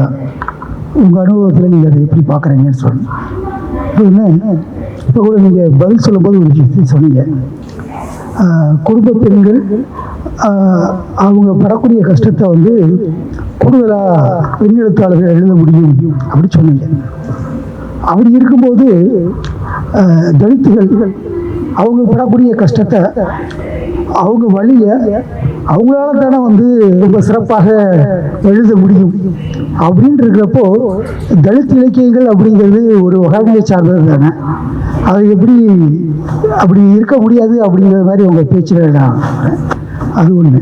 கண்டிப்பா கண்டிப்பா கூர்மை அடைஞ்சிருக்கு, அதிகரிச்சிருக்குன்னு சொல்லலாம். அது அதிகரிச்சிருக்குன்றதை விட அது ஜாதி அமைப்புல எப்படி எல்லாம் எப்படி இருந்ததோ அப்படியேதான் இருக்கு. இப்ப ஊரு சேரின்ற பிரிவினை இருக்கும். நீங்க கிராமப்புறத்துக்கு போனீங்கன்னா தலித் மக்கள் குடியிருக்கிற இடம், அதான் முந்தி வந்து 3 அடுக்கு கிராமங்களா இருந்தது. லைக் அக்ரஹாரம்னு ஒண்ணு இருக்கும், ஆதிக்க சாதி இருக்கிறது, தலித் மக்கள் இருக்கிறதுன்னு 3 அடுக்கு கிராம முறை இருந்தது. நீங்க அக்ரஹாரங்கள்லாம் இன்னைக்கு அழிஞ்சிருச்சு, எல்லாரும் சிட்டியை நோக்கி வந்துட்டாங்க. அதனால இன்னைக்கு 2 அடுக்கு கிராமப்புறங்கள் இருக்கு. அந்த கிராமங்கள் வந்து அப்படியே இருக்கு. என்னைக்கு எப்ப வந்து ஊரு சரி ஆதிக்க சாதி ஒரு ஒரு ஒரு தலித் வந்து எவ்வளவு சம்பாரிச்சாலும் ஆதிக்க சாதி இடத்துக்குள்ள ஒரு இடம் வாங்க முடியாது, ஒரு வீடு வாங்க முடியாது, ஒரு நிலம் வாங்க முடியாது. சோ அப்படி இருக்கு அப்படின்னாலே எல்லா பிரச்சனையும் இந்த 2500 வருஷமா அப்படியே தான் இருக்குன்னு அர்த்தம். நீங்க தீண்டாமை, நூற்றுக்கணக்கான தீண்டாமை முறைகள் அப்படியே இருக்கும். தீண்டாமை முறை அந்த சாதிய விதிமுறைகளை மீறும் போது நீங்க அட்ராசிட்டிஸா அது மாறும். ஏதாவது உதாரணத்துக்கு இந்த சாதி அந்த சாதி திருமணம் லவ் பண்றாங்க அப்படின்னா அது ஆணவ கொலையா மாறும். இந்த தெருவுக்குள்ள நீங்க அவங்க அந்த மீறி போறீங்க அப்படின்னா உங்களை அட்டாக் பண்ணுவாங்க, அபியூசிவா பேசுவாங்க, ஜாதி பேர் சொல்லி திட்டுவாங்க. ஸோ இந்த விஷயங்கள் எல்லாமே இன்டாக்டா அப்படியே இருக்கு. ஸோ இன்னைக்கு என்ன புதுசா என்ன நடக்குது அப்படின்னா இன்னைக்கு மீடியா, இன்னைக்கு நியூ மீடியா, சோசியல் மீடியா வந்துருச்சு.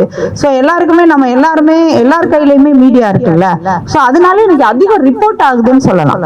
இன்னைக்கு அதிகம் வெளியில தெரியுது. சில பேர் பேசுறாங்க, கோயிலுக்குள்ள விட மாட்டேங்கிறாங்கன்னா மக்கள் போராட்டம் பண்ணி அதை வீடியோ போடுறாங்க.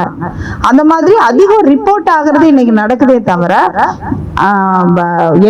எல்லா காலத்திலயுமே எந்த அளவு இருந்ததோ அந்த அளவு தான் இருந்தது. இதுல என்னன்னா ஒரு இன்னைக்கு நம்ம படித்தவர்கள் நிறைந்த ஒரு சமூகமா இருக்கும். ஆனா படித்தவர்கள் நிறைந்த சமூகமா இருந்தாலும் சாதியில இருந்து நம்ம விலகாதவர்களா தான் இருக்கோங்கிறது தான் வந்து வேதனையான ஒரு விஷயம்னு சொல்லலாம். ஸோ 2வது கேள்வி வந்து சார் நான் என்ன அர்த்தத்துல சொன்னேன் அப்படின்னா, நம்ம என்னன்னா நிறைய வேலிகள் கட்டிக்கிட்டே இருக்கோம். வேலி கட்டுறதுல நமக்கு ரொம்ப விருப்பம். இந்த சைடு நீ, அந்த சைடு நான் அப்படின்றது. நான் சொன்ன ஸ்டேட்மெண்ட் என்னன்னா, நம்ம பாலம் கட்டணும்னு சொல்றேன். 2 பேரை இணைக்கிற ஒரு பாலமா நம்ம படைப்பை மாத்தணும் அப்படின்றது தான். தலித் மக்கள் அவங்களோட பாடுகளை எழுதுறது தலித் லிட்ரேச்சரா வகைமையா மாறி இருக்கு. உலக அளவுல பிளாக் லிட்ரேச்சர் உருவாயிருக்கு. அதெல்லாம் நமக்கு ஓகே தான். ஆனா இந்த சாதிய வன்கொடுமைகள், சாதிய ஒடுக்குமுறை என்பது தலித்துகள் மட்டுமே எழுதக்கூடிய பிரச்சனை அப்படின்னு ஒன்ன பிரிச்சு வைக்கிறது இருக்குல்ல, அதுல எனக்கு சுத்தமா உடன்பாடு கிடையாது. நான் அனுபவிக்கிறேன்னா அதை கொடுக்குறவன் நீ தானே. ஒரு சாமானியர் வந்து கொடுப்பாங்க. இப்ப நான் நேரடியா அனுபவிக்கல. ஒரு தலித் ரைட்டர் இருக்காங்க அப்படின்னா தான் சமூகத்துல நடக்கிற விஷயத்தை இப்ப அவங்க ரத்தம் சதயமா சாதிய வன்கொடுமையை அனுபவிக்க மாட்டாங்க. ஆனா தான் சமூகத்துல பார்த்த விஷயங்களை, தன் சமூக மக்கள் அனுபவிக்கிற விஷயத்தை அவங்க எழுதுறாங்க. அதே மாதிரி நீ ஒரு அதர் கம்யூனிட்டி ஓபிசி ரைட்டரா இருக்கீங்க அப்படின்னா நீங்க சாதிய வன்கொடுமையில ஈடுபட்டு இருக்க வேண்டாம். ஆனா சாதிய வன்கொடுமையில ஈடுபடுறவங்களோட தானே நம்ம வாழ்றோம். அப்ப அந்த வாழ்க்கையை ஏன் பதிவு பண்ண மாட்டேங்கிறீங்க? அந்த வாழ்க்கையை நீங்க எழுதணும். உங்க குடும்பத்துக்குள்ள இருக்க பெண்கள் சாதிய பெண்களை பத்தி எழுதியிருக்காங்க. பட் சாதிதான் அதுக்கு காரணம்னு சொல்லி எழுதணும்ல. அது மிஸ் ஆகுதுன்னு சொல்றேன் நான். அதனாலதான் இப்ப நான் சமீபமா என்ன சொல்லியிருக்கேன்னா, நீங்க தலித் லிட்ரேச்சர்ன்ற வகைமை தலித்துகள் அவங்களோட வாழ்க்கையை பத்தி எழுதுறதுக்கு இருக்கணும். அதே நேரத்துல அதனால அது என்ன செஞ்சிருச்சு ஒரு கட்டத்துல அப்படின்னா, சாதியை எதிர்த்து எழுதக்கூடியவர்கள், எழுத வேண்டியவர்கள் தலித்துகள் மட்டுமே அப்படின்ற ஒரு வேலியை கட்டி விட்டுருச்சு. அப்படி இல்ல, நாம எல்லாருமே சாதியோட ஒரு அங்கமா இருக்கும்போது நீங்க சாதியை எதிர்த்து எழுத வேண்டிய பொறுப்பு ஒவ்வொரு எல்லா பிரிவை சேர்ந்த ரைட்டர்ஸ்க்கும் இருக்கிறது, படைப்பாளிக்கும் இருக்கிறது அப்படின்றது தான் நான் சொல்ல வந்தது. அப்படி இருக்கும்போது இன்னைக்கு ஆன்டி காஸ்ட் லிட்ரேச்சர்ங்கிறது ஒண்ணு கிரியேட் ஆகணும். ஒரு பொதுவான ஒரு வகைமையா அது உருவாகணும். சாதி எதிர்ப்பு இலக்கியம் அது மாதிரி ஆன்டி காஸ்ட் லிட்ரேச்சர்னு ஒரு வகைமை நமக்கு உருவாகணும் அப்படின்னா எல்லா தரப்பு ஆட்களும், என் குடும்பத்துக்குள்ள என்ன நடக்குது, என் தெருவுல என்ன நடக்குது, என் தெருவுல நடக்கிறத பத்தி அந்த 2 தெருவுக்கும் இருக்கிற அந்த கான்ஃபிளிக்ட் என்ன அப்படிங்கறத பார்க்காம ஒரு ரைட்டர் எப்படி நீங்க காவியமா படைச்சுக்கிட்டு இருக்க முடியும்? அப்படி இல்ல. ஒரு ரத்தமும் சதையுமா இங்க 2 தெருவுக்குள்ள அவ்வளோ விஷயங்கள் இருக்கு, அவ்வளோ பிரச்சனைகள் இருக்கு. அப்படின்னும் போது அதை நீங்க கண்டுக்காம இருக்க கூடாது. அது எனக்கு புரியாது அப்படின்னு நீங்க சொல்லாதீங்க. ஏன்னா உண்டு பண்ற இடத்துல இருக்கீங்க. உங்க குடும்பத்து பெண்கள் பண்றாங்க, உங்க குடும்பத்து ஆண்கள் பண்ணாங்க, உங்க குடும்பத்து அப்பா பண்ணிருப்பாங்க, தாத்தா பண்ணிருப்பாங்க, நீங்க பாத்திருப்பீங்க. நீங்க பண்ணல அதனால எனக்கு புரியாதுன்னு சொல்லக்கூடாது. அப்படிங்கறதுலதான் நான் அந்த அர்த்தத்துலதான் சொன்னேன் சார். நீங்க பொலிட்டிக்கலி எத்திக்கலி ரொம்ப கரெக்டா இருக்கணும். அது மட்டும் தான் நீங்க உங்களுக்குள்ள செக் பண்ணிக்க வேண்டியது. அப்படி இல்லைன்னா நீங்க ஒரு வட்டத்துக்குள்ளேயே நின்று தானே எழுதிட்டு இருப்பீங்க திருப்பி. நம்ம யாரை பத்தியுமே நம்ம புரிஞ்சுக்க முடியாதுன்னு தானே ஆயிடும். ஸோ அது ஒரு கட்டமைக்கப்பட்ட பொய்ன்னு தான் நான் சொல்லுவேன். அந்த மாதிரி சிலர் நீங்க அப்படி பார்த்தா நீங்க பெரியார் எவ்வளவு பேசியிருக்காரு. பெரியார் பெண்களுக்காக நீங்க குழந்தை பெத்துக்கிறத பத்தி என்ன ட்ரெஸ் கம்ஃபர்டபுளா அந்த காலத்துல எல்லா பெண்களும் புடவை கட்டிட்டு இருந்தாங்க. கம்ஃபர்டபுளா ட்ரெஸ் பேண்ட் சட்டை தான், நீங்க அதை போட்டுக்கோங்கன்னு பெரியார் எப்படி யோசிக்க முடிஞ்சது? ஏன்னா அவருக்கு வசதியா இருக்கிறது தானே உங்களுக்கு வசதியா இருக்க முடியும். ஓகே, ஆண்களுக்கு வசதியான உடை இது வசதியா இருக்கு, இவங்க இத்தனை முளத்துல இப்படி சுத்திட்டு கஷ்டப்படுறாங்கன்றத ஒரு ஆண் தானே யோசிச்சாரு அந்த காலத்துல. அப்புறம் ஏன் நம்ம யோசிக்க முடியாது? ஸோ நீங்க என்னன்னா உங்களுக்கு அந்த பொலிட்டிக்கல் கரெக்ட்னஸ் இருக்கணும். சரியா அதை மட்டும் நம்ம செக் பண்ணிக்கிட்டோம் அப்படின்னா நம்ம எழுதலாம் அப்படின்னு தான் நான் நினைக்கிறேன். ஆண்கள் பெண்களை பத்தி எழுதலாம், பெண்கள் ஆண்களை பத்தி எழுதலாம். இப்போ ஆண்களை பத்தி நீங்க எப்படி எழுதுறீங்க? உங்களுக்கு புரியுமா என்ன ஆண்கள் என்ன அப்படின்னா? ஆண்கள் நம்ம லைஃப்ல என்ன எக்ஸ்பீரியன்ஸை கொடுக்குறாங்கன்னு நமக்கு தெரியுது இல்ல? அது மாதிரி அவங்களுக்கும் உண்மையிலேயே அவங்க ஜெனுவனா பெண்கள் என்ன எக்ஸ்பீரியன்ஸ் கொடுக்குறாங்கன்னா அவங்களுக்கு தெரிஞ்சதுன்னா அவங்க எழுதலாம்னு சொல்றாங்க. தோழர் வணக்கம். தோழர், என்னுடைய பேர் சங்கீத் குகன். திருவள்ளூர் மாவட்டத்தில் பல ஆண்டுகளுக்கு முன்பு இது மாதிரி பெண்களுக்கு ஒரு மிகப்பெரிய ஒரு அநீதி இழைக்கப்பட்டிருக்கு. அதிலும் குறிப்பாக வயது எய்தாத பெண்களுக்கு குறிப்பாக அவங்க கோயிலில் விட்டுற ஒரு நடவடிக்கை இருந்தது அப்படின்னு சொன்னீங்க.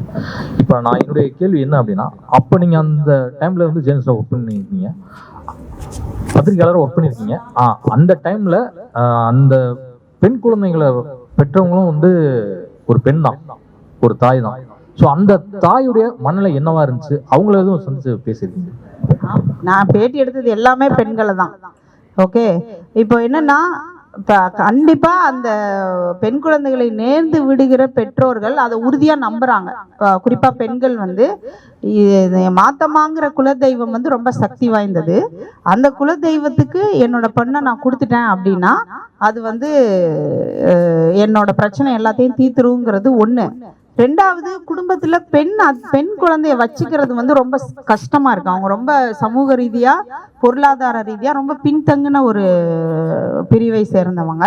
ஸோ அவங்களுக்கு வந்து பெண் குழந்தை வளர்ப்பதுங்கிறது நம்ம சுமையாக்கி வச்சிருக்கோம்.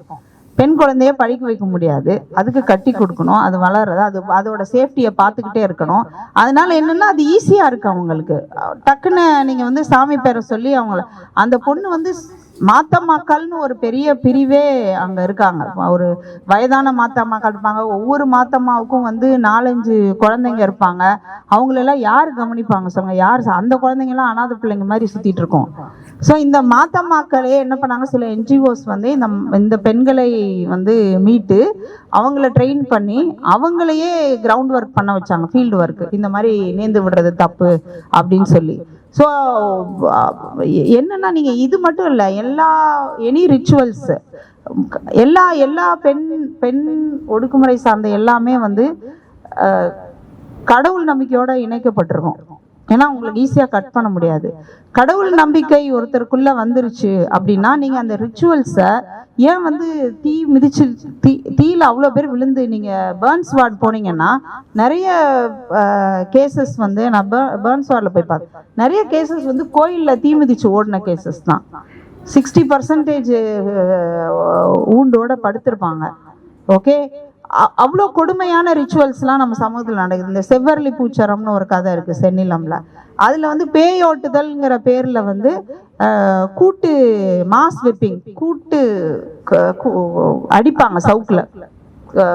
மொத்தமா நிக்க வச்சு பெண்களை போட்டு சலான்னு அடிச்சு அவங்க வந்து தசையெல்லாம் கிழிஞ்சிரும், சதையெல்லாம் கிழிஞ்சிரும், அந்த அளவுக்கு அடிப்பாங்க. அடிச்சு இது பண்ணுவாங்க. இன்னும் நிறைய கிராமம் சேலம் பக்கத்துல இன்னும் அந்த பழக்கம் இருக்கு.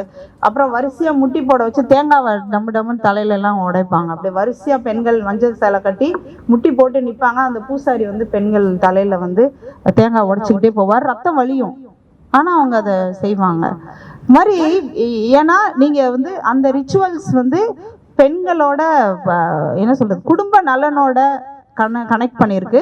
அந்த குடும்ப நலனை கொண்டு வந்து நீங்க கடவுளோட கனெக்ட் பண்ணிடுறீங்க.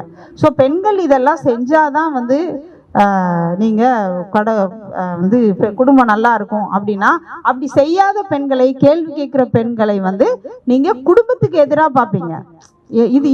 இதை நான் செய்யறதுனால எப்படி என் குடும்பம் நல்லா இருக்கும் அப்படின்னு ஒரு பொண்ணு கேள்வி கேட்டா, நீங்க அந்த சடங்கு செய்யலைன்னா நீ குடும்பத்துக்கு எதிரான ஆளு, நீ குடும்பத்துக்கு லாய்க்கு இல்லாத பொம்பளை அப்படின்ற ஒரு இதுதான் இருக்கு. இதுல விக்டிம்ஸ் வந்து பெண்கள் தான். நீங்க அந்த அம்மாக்களை பத்தி கேக்குறீங்களே, அவங்களுக்கு நிஜமாவே அதை பத்தின புரிதல் இல்லை. அவங்க வந்து இது வந்து எங்க கடவுள், எங்க மாத்தம்மா எங்களை பார்த்துக்கும், மாத்தம்மா அந்த பிள்ளைய பார்த்துக்கும். அந்த பிள்ளைய பார்த்துக்கிறதுனா அது உயிரோட இருக்கிறது, அவ்வளவுதான். அந்த பொண்ணை வந்து ஒரு 10-50 ஆண்கள் வந்து அபியூஸ் பண்றதை பத்திலாம் அவங்களுக்கு இது கிடையாது. அது நேர்ந்து விடப்பட்ட பெண்ணை அப்படிதான் பண்ணுவாங்க.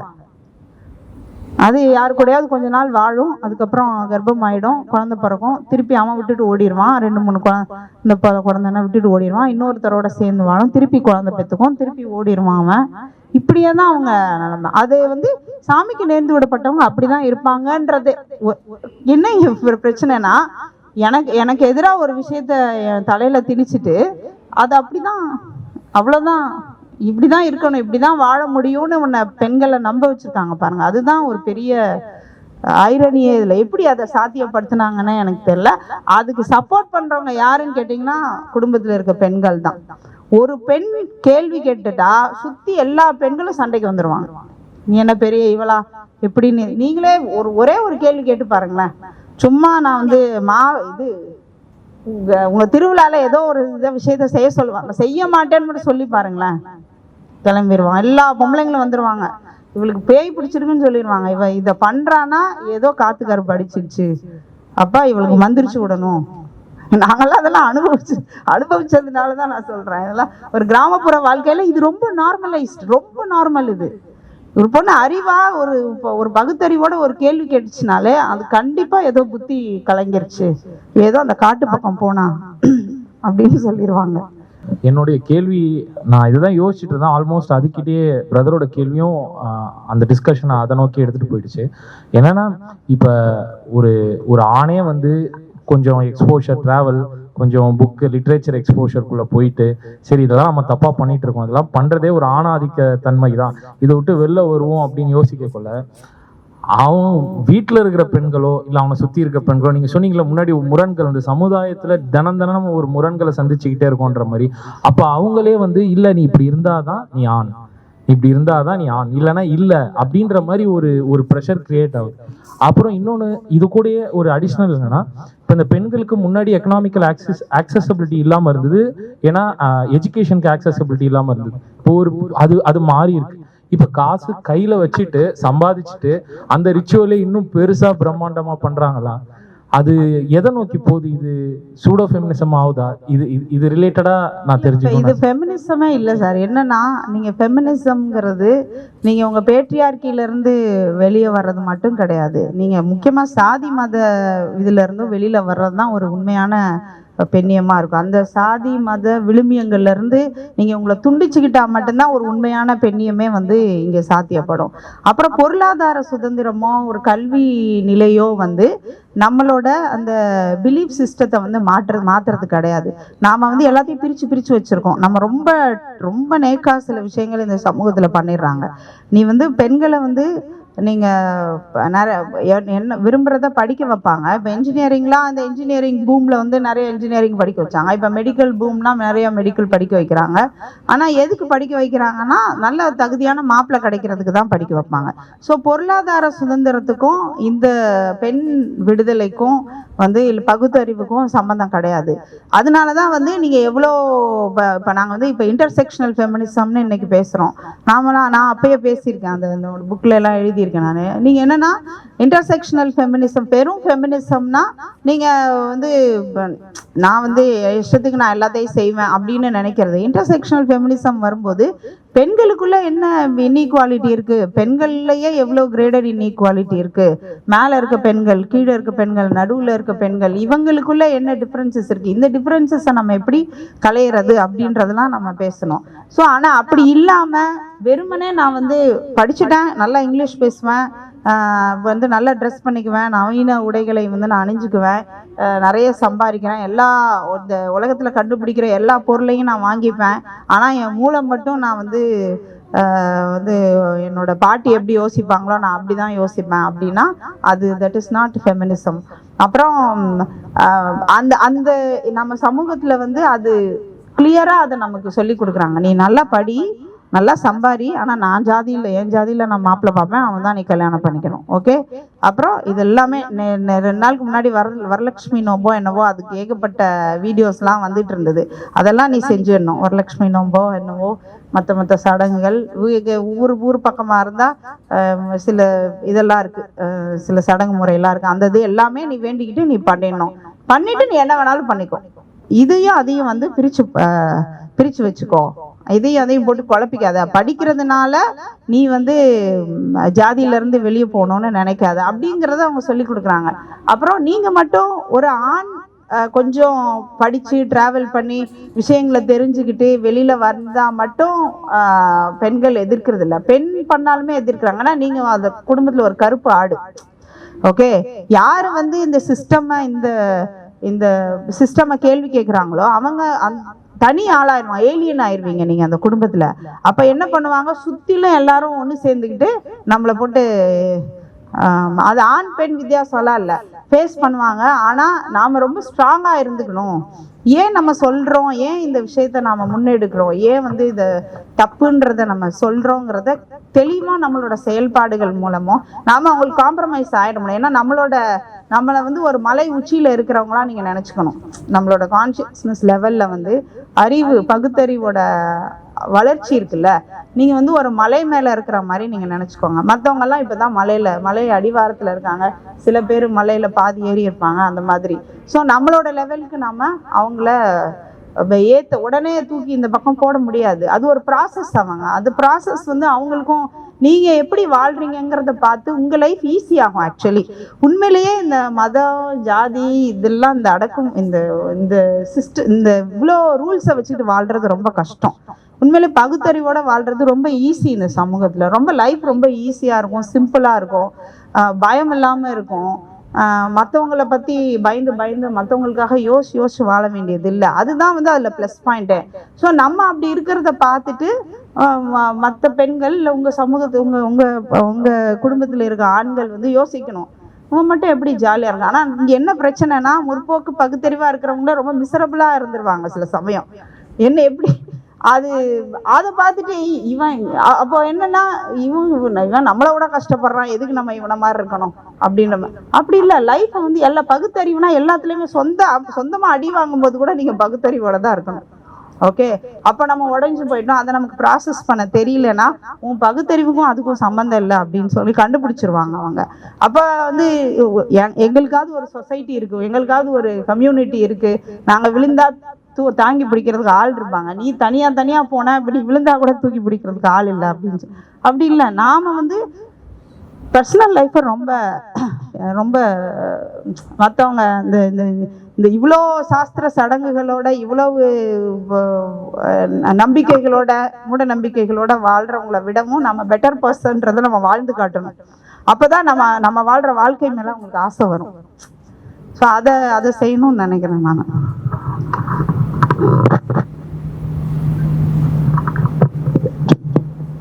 as a women writer-ஆ வந்து நீங்க ஃபேஸ் பண்ண டிஃபிகல்ட்டிஸ் அதை பத்தி கொஞ்சம் சொல்றீங்களா?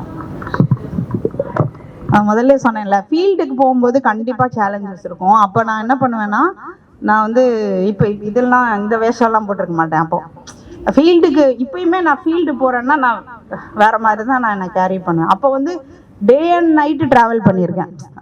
பஸ்ஸில் ஒரு கண்டக்டர், ஒரு டிரைவர், நான் 3 பேர் இருப்போம். அந்த மாதிரி நைட் ட்ராவல்லாம் எனக்கு இருந்திருக்கு. ஸோ அதனால என்னோட கம்ஃபர்ட்டுக்காக அப்போ வந்து நான் ஒரு 15 இயர்ஸ் கண்டினியூஸாக ட்ராவல் பண்ணியிருக்கேன். அதில் வந்து பேண்ட் ஷர்ட் போட்டிருப்பேன், பாய் கட் பண்ணியிருப்பேன், பீர்க்கலாம் மேபி தெரிஞ்சிருக்கலாம், இந்த ஷார்ட் ஹேர் வச்சுருப்பேன் இப்படி. ஸோ என்னை வந்து என் ஜெண்டரை ஐடென்டிஃபை பண்ண முடியாது. நீங்கள் வந்து ஏன்னா நைட்டு ட்ராவல் பண்ணுறோம் அப்படின்னும் போது இப்போ என் பஸ்ஸில் எல்லாம் வந்து என் பக்கத்தில் ஜென்ட்ஸ் தான் உட்காருவாங்க, லேடிஸ் உட்கார மாட்டாங்க. அந்த வேஷத்தில் இருக்கும்போது பெரிய பேக் வச்சுருப்பேன், கேமரா பேக் இருக்கும், எல்லாம் இருக்குமா, அதை வச்சுட்டு உட்காந்துருப்போம். சில அங்கிள்ஸ்லாம் வந்து நம்ம மேலே அப்படியே படுத்துது நல்லா கொரட்டை விட்டு எல்லாம் தூங்குவாங்க. நான் சொல்லவே மாட்டேன், அமைதியாகவே இருப்பேன். ஸோ ஆனால் லேடிஸ் வந்து என் பக்கத்துலேயே உட்கார மாட்டாங்க. அப்போ நான் எந்திரிச்சு நீங்கள் கொஞ்சம் தள்ளிக்கோங்க அப்படின்னு சொல்லும்போது என் வாய்ஸை கேட்டுட்டு அப்படியே அதிர்ச்சியாக பார்ப்பாங்க. அந்த மாதிரி தான் நான் என்னை கேரி பண்ணுவேன். ஏன்னா நான் நம்மளோட லுக் வைஸ் நம்ம வந்து கம்ஃபர்டபுளாக வச்சுக்கணும் ட்ராவல் பண்ணும்போது அப்படின்னு ஒன்று இருந்தது. இது எதுக்குன்னா, நீங்கள் அங்கே நிறைய நைட் ட்ராவல்லாம் இருக்கும்போது நமக்கு அது ஒரு சேஃப்டி பர்பஸ்க்காக தான். ஸோ இது ஒன்று. ரெண்டாவது, இந்த மாதிரி ரிச்சுவல்ஸ் எல்லாம் நம்ம கொஸ்டின் பண்ணுறோம், கேள்வி கேட்க போகிறோம் அப்படின்னும் போது நிறைய துரத்தி அடிப்பாங்க. ஸோ அதெல்லாம் கூட வந்து யாராவது ஒருத்தரை கூட்டிகிட்டு போயிருப்போம். அந்த ஏரியாவில் ஒர்க் பண்ணுற ஏதாவது தோழர்களோ இல்லை NGO ஆட்களோ யாராவது ஒருத்தரை கூட வந்திருப்பாங்க. ஸோ பயங்கர அடிதடி பஞ்சாயத்துலாம் நடந்து திருப்பி வருவோம், அந்த மாதிரிலாம் இருக்கும். ஆனால் அது ஒரு நல்ல எக்ஸ்பீரியன்ஸாக இருக்கும். அதெல்லாம் இருக்கும் தானே நீங்கள். ஏன்னா அவங்க வாழ்ந்துட்டு இருக்க ஒரு விஷயத்த கொஸ்டின் பண்ணுறோம் அப்படின்னும் போது அவங்க அதை கண்டிப்பாக நம்ம தப்பாக எழுதிடுவோம், போர்ட்ரே பண்ணிடுவோம்னு சொல்லி எதிர்க்க தான் செய்வாங்க. ஸோ மிரட்டெல்லாம் வரும் ஃபோனில். இப்போ நம்ம பப்ளிஷ் ஆயிடுச்சு அப்படின்னா அந்த மாதிரி த்ரெட்டனிங்லாம் வரும். ஆனால் அதெல்லாம் ஓகே, ஒன்றும் ப்ராப்ளம், அது பார்ட் ஆஃப் நம்மளோட ஜாப் தான். ஸோ சேஃப்டி நம்ம பாட்டுக்கு ஏனோ தானோன்னு இருக்கக்கூடாது. எப்போவுமே இப்போவுமே அந்த சென்ஸ் உண்டு எனக்கு. இப்போ எல்லாம் ஃபோன் பார்த்துக்கிட்டே நம்ம சுற்றி என்ன நடக்குது அப்படிங்கிறதுலாம் எனக்கு வந்து எப்போவுமே அலர்ட்டாக இருக்கும் மைண்டு. அது ஒரு தடவை நானும் என் ஃப்ரெண்டும் வந்து ஆட்டோ பிடிச்சி ஒரு ரிப்போர்ட் பண்ணுறதுக்கு போகணும். அவங்களும் இருக்காங்க. அந்த ஆட்டோ வந்து நைட்டு இதில் நெய்வேலியில் நைட்டு வந்து அந்த ஆட்டோ திடீர்னு ஸ்பீடு எடுத்து ஒரு பயங்கர கும் இருட்டு. அது ஒரு கிராமம் தான், அது நெய்வேலியில் ஒரு கொஞ்சம் பக்கத்தில் கும் இருட்டு அப்படியே போகுது. நாங்கள் 2 பெண்கள் இருக்கோம், ஆனாலும் அந்த ஆள் தைரியமாக ஆட்டோ ஓடி வேகமாக போகிறான் இருட்டுக்குள்ளே. அப்புறம் நாங்கள் என்ன பண்ணுறது, நம்ம 2 பேரும் ஆளுக்கு ஒரு பக்கம் ஓடிட்டு இருக்கோம். ஆட்டோ வைக்கிட்டு நான் குதிச்சுட்டாங்கடா, அவங்க குதிச்சுட்டாங்க. ஸோ அந்த மாதிரிலாம் எக்ஸ்பீரியன்சஸ் வந்து இருக்குது. பட் என்ன பிரச்சனைனா எனக்கு பயமே கிடையாது, எனக்கு சுத்தமாக பயம் கிடையாது. எதுனாலும் நம்ம ஃபேஸ் பண்ணிடுவோம் அப்படின்னு ஒன்று இருக்கும். அதனால் எனக்கு வந்து அந்த அலர்ட்னஸ் வந்து எல்லாருக்குமே இருக்கணும். நமக்கு முதுகுக்கு பின்னாடி என்ன இருக்குது, 360 டிகிரியில் வந்து யார் போகிறாங்க, யார் என்ன கலர் சட்டை போட்டு போகிறாங்கன்றது கூட எனக்கு அப்படி இருந்து அது பழகி போச்சு. என்ன நம்மளை கிராஸ் பண்ணி போகிறாங்கன்னா அவங்க அப்போ ரொம்ப ஜாஸ்தியாக இருக்கும். அது என்னால் சொல்ல முடியும், ஒருத்தர் போயிட்டாங்கன்னா என்ன அங்கே அடையாளங்கள்லாம் கூட சொல்ல முடியும். அந்தளவுக்கு அலர்ட்டாக இருந்தால் இப்போ கொஞ்சம் கம்மி ஆயிடுச்சு. ஏன்னா இப்போ பெருசாக ஃபீல்டுக்கு போகிறது இல்லைல்ல, அதனால.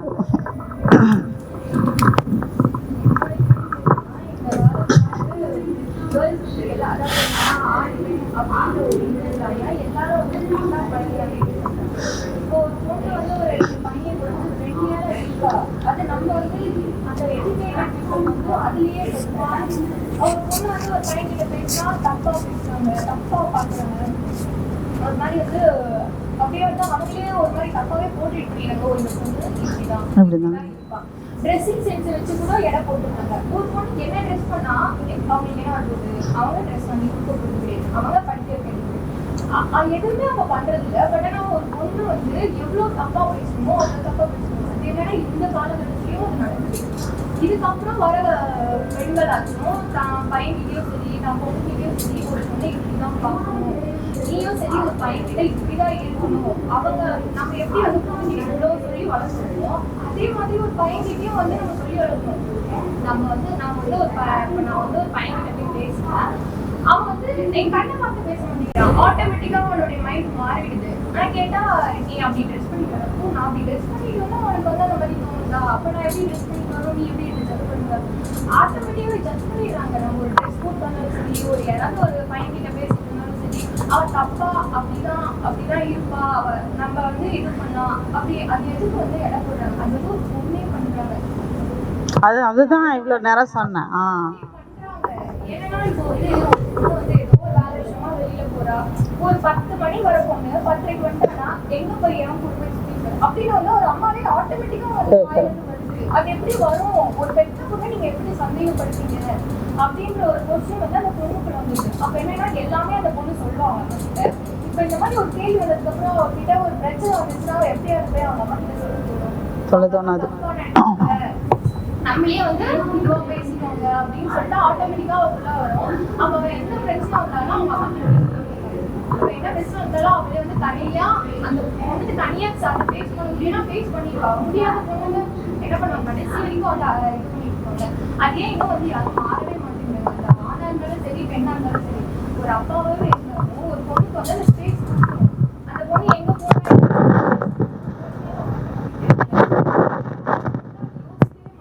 இந்த காலத்து ஆளுங்களும் சரி, இங்க இருந்தவங்களும் சரி, முன்னாடி இருந்தவங்க படிக்காதவங்க ஓகே, இந்த காலத்துல நிறைய படிச்சவங்க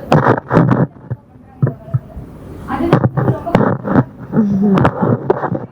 என் ஃப்ரெண்ட்ஸே என்கிட்ட சொல்லியிருக்காங்க. நிறைய பேர் வந்து வீட்டுல இப்போ கூட சரி, நிறைய பேர் வீட்டுல பொண்ணு வந்து இருக்கணும், 6 மணிக்கெல்லாம் உள்ள வந்துடணும், 6 மணிக்கு மேல வெளியில போக கூடாது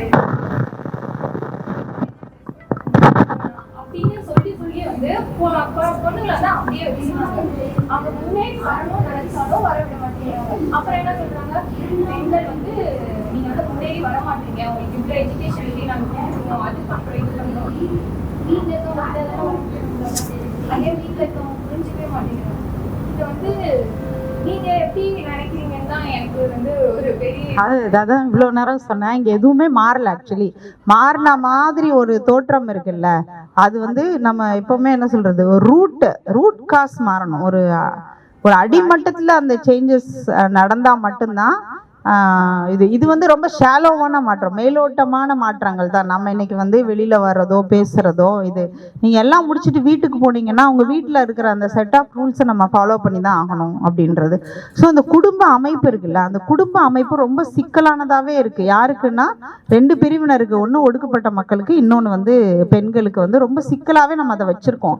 அதை ப்ரொடெக்ட் பண்ணிக்கிட்டே தான் இன்னைக்கு பெண்கள் வந்து ஃப்ளைட் ஓட்டுறாங்க, வந்து இதுக்கு போனாங்க, எங்கே போனாங்க, வேற கிரகத்துக்கு போகிறாங்க, செவ்வாய் கிரகத்துக்கு போகிறாங்க அப்படின்லாம் நம்ம வந்து சொல்லிட்டு இருக்கோம். ஆக்சுவலி அது வந்து ஒரு ஷாலோவான மாற்றம் தான், ரொம்ப மேலோட்டமான ஒரு மாற்றம். அடியில இருந்து எப்போ மாறும் அப்படின்னா இந்த குடும்ப அமைப்பு வந்து உடையும் போது தான் அது நடக்கும். குடும்ப அமைப்பை உடைக்கிறது எப்படி சாத்தியப்படும் அப்படின்னா, நீங்கள் இந்திய சமூகத்தில் இப்போ ஏன் வந்து பெண்களுக்கு எதிராக நம்ம நாட்டில் இவ்வளோ பிரச்சனைகள் இருக்குது அப்படின்னா ஒரே ஒரு காரணத்துக்கு தான். இவ்வளோ பிரச்சனைகளும் ஒரு விஷயத்துக்கு தான்.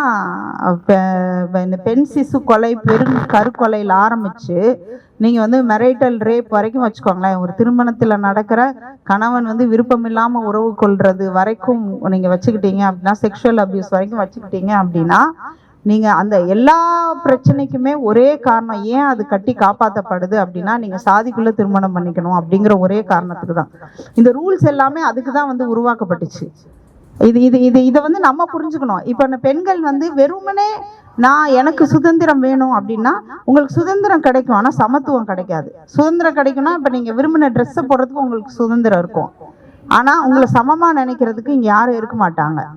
அப்போ அந்த சமத்துவத்துக்கு நீங்கள் வேலை செய்யணும்னா அந்த சமத்துவம் என்பது ஒரு முழுமையான சமத்துவத்தை நோக்கி தான் நம்ம செயல்பட முடியும். பெண் ஆணுக்கான சமத்துவம் மட்டும் இல்லை, எல்லா ஏற்றத்தாழ்வுகளையும் நம்ம கொஸ்டின் பண்ணும்போது தான் நம்மளோட என்ன சொல்றது, நம்மளோட சுதந்திரம் வந்து பாதுகாப்பா இருக்கும். எல்லாருக்குமாகவும் நம்ம பேச பழகணும். பெண்கள் வந்து எப்படின்னா ஆண் பெண் அப்படியே நம்ம பார்க்குறோம். பெண்கள் என்ன குடும்பத்துக்குள்ள விட மாட்டேங்கிறாங்க அப்படின்னு சொல்லி, அப்படி இல்லை. நீங்கள் ஒரு சமூக அறிவை, இந்த சமூகம் எப்படி இயங்குது, இந்த ஆணாதிக்கத்துக்கு எது காரணம் அப்படிங்கிறத நம்ம புரிஞ்சுக்கணும். இப்போ உங்களுக்கு சாதி பற்றி ஏதாவது புரிதல் இருக்கா? ஒரு பெண்ணா நீங்க கோத்ரூ பண்றதை பத்தி நீங்க இவ்வளவு நேரம் சொன்னீங்க. பட் இந்த சமூகத்துல சாதியை பத்தி புரிதல் ஏன் இருக்கணும்னு நான் சொல்றேன் அப்படின்னா, இப்ப நீங்க ஃபேஸ் பண்ற பிரச்சனைக்கு உங்க குடும்பத்து ஆட்கள் பிரச்சனை கிடையாது, இந்த சிஸ்டம் பிரச்சனை. இந்த இந்த இந்த விஷயத்த சொல்லி கொடுக்குதுல அவங்களுக்கு. 6 மணிக்கு ஒரு பொண்ணு வெளியில போக கூடாதுன்னு சொல்லி கொடுத்துருக்குல்ல, உங்க அம்மாவுக்கு, உங்க யாருக்கும் உங்க ஃப்ரெண்ட்ஸுக்கு சொன்னீங்கல்ல, அவங்க ஃபேமிலிக்கு சொல்லி கொடுத்துருக்குல்ல. அந்த சிஸ்டம் ஏன் அப்படி இருக்குங்கிறத நீங்க ஸ்டடி பண்ணணும். நாங்களாம் அதுதான் பண்ணியிருக்கோம். ஏன் இந்த சிஸ்டம் அப்படி இருக்குன்னா, உங்களுக்கு தனிநபர்கள் மேல அந்த கோபம் வராது, உங்களுக்கு இந்த சிஸ்டம் மேல கோபம் வரும். இந்த இந்த இந்த இந்த மதம், ஜாதி, இந்த ஆணாதிக்கம், இது 3 வந்து எப்படி இயங்குதுங்கிறத நீங்க படிக்கணும், நீங்க தெரிஞ்சுக்கணும். அப்ப தெரிஞ்சுக்கும் போது ஒருத்தர் மேல இவர் மேல எனக்கு கோவம் வருது, இவர் மேல எனக்கு கோவம் வருது அப்படிங்கிறது இல்லாம, இவங்க எல்லாருமே இவ்வளவு கரப்டாவோ பொல்யூட்டாவோ, இவ்வளவு ஆண் பெண் எல்லாருமே இந்த குடும்ப அமைப்புக்குள்ள இவ்வளவு சிக்கலானவர்களா ஆவதற்கு ஒரு விஷயம் இங்க நடந்திருக்கு. அதை தான் நம்ம கொஸ்டின் பண்ணணும், அதை நம்ம கேள்வி கேட்கணும். அப்புறம் நாம வந்து நம்மள பாதிக்கப்படுற இடத்துல நம்ம வச்சுக்கூடாது. இப்போ நீங்க ஃபீல் பண்றது வந்து எல்லாரும் எனக்கு சுத்தி இது நடந்துகிட்டே இருக்குன்ற ஒரு ஆதங்கம் வந்து நீங்க வெளிப்படுத்துறீங்கல்ல, நீங்க வந்து அதுல இருந்து உங்களை விலக்கி வச்சுக்கோங்க. விலக்கி வச்சுட்டு நாம விக்டிம் இல்லை, நீங்க வந்து இவ்வளோ விஷயம் இந்த சமூகத்தில் நடக்குதுங்கிற அறிவு வந்து நம்ம வளர்த்துக்கும் போது உங்களுக்கு பெயின்ஃபுல்லா இருக்காது, அது கஷ்டமா இருக்காது. இது எப்படி நாமளும் இந்த சமூகத்துல வாழ்றோம், நம்மள மாதிரி இன்னும் இவ்வளோ பெண்கள் பாதிக்கப்படுறாங்க, இவ்வளோ மக்கள் பாதிக்கப்படுறாங்க, அவங்களுக்கு நாம என்ன செய்ய முடியும்? அப்ப இந்த சிஸ்டமை மாத்துறதுக்கு நம்மளோட ரோல் என்ன? நீங்க என்ன படிக்கிறீங்க? அப்ப நீங்க ஏதாவது நாளைக்கு வந்து ஒரு லிட்ரேச்சர் ஆளா நீங்க வருவீங்க, நீங்க எழுதவோ இல்லை நீங்க ஒரு ப்ரொஃபஸராவோ டீச்சராவோ ஆவீங்க இல்லையா? அப்ப ஆகும்போது நீங்க அந்த ரோல்ல எடுத்துக்கிட்டு ஒரு இண்டிவிஜுவல் ஹியூமன் பீயிங்கா இந்த சொசைட்டி இப்படி இருக்கு இவ்வளவு சிக்கலா இருக்குங்கிறத நீங்க சார்ந்த உங்க மாணவர்களுக்கோ இல்ல நீங்க எழுத்தை வாசிக்க போறவங்களுக்கோ நீங்க சொல்லணும்.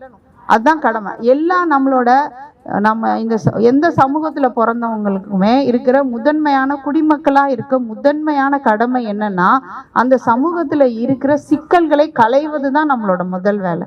குறிப்பா இந்த ஏற்றத்தாழ்வு, இந்த பாகுபாடை அப்படியே வச்சுக்கிட்டு நான் நல்ல டாக்டரா இருக்கேன், நான் நல்ல இன்ஜினியரா இருக்கேன், நான் சக்சஸ்ஃபுல்லான ஜேர்னலிஸ்டா இருக்கேன், ஏன் எழுத்தை எல்லாருமே படிக்கிறாங்க, ஜாலியா நான் எழுதிக்கிட்டு இருக்கேன் அப்படின்னு நம்ம இருக்க முடியாது.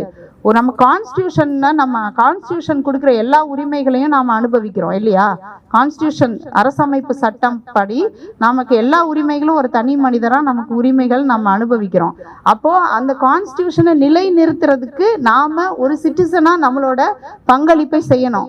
அப்ப எப்படி அந்த பங்களிப்பை செய்ய முடியும் அப்படின்னா, நாம இருக்கிற சர்க்கிள்ல நம்ம குடும்பத்துக்குள்ள இதை பொறுமையா நீங்க டீல் பண்ணோம். இது மேல நீங்க என்ன சொல்ற ஒரு விரக்தி, ஒரு கோபம் இதெல்லாம் இருந்தா கூட ரொம்ப பொறுமையா, இது ஒரு சிஸ்டத்தோட பிரச்சனை, இந்த சமூகமே இப்படிதான் இருக்கு, சுத்தி 4 பேர் பேசுறவங்க பேசிட்டு தான் இருப்பாங்க.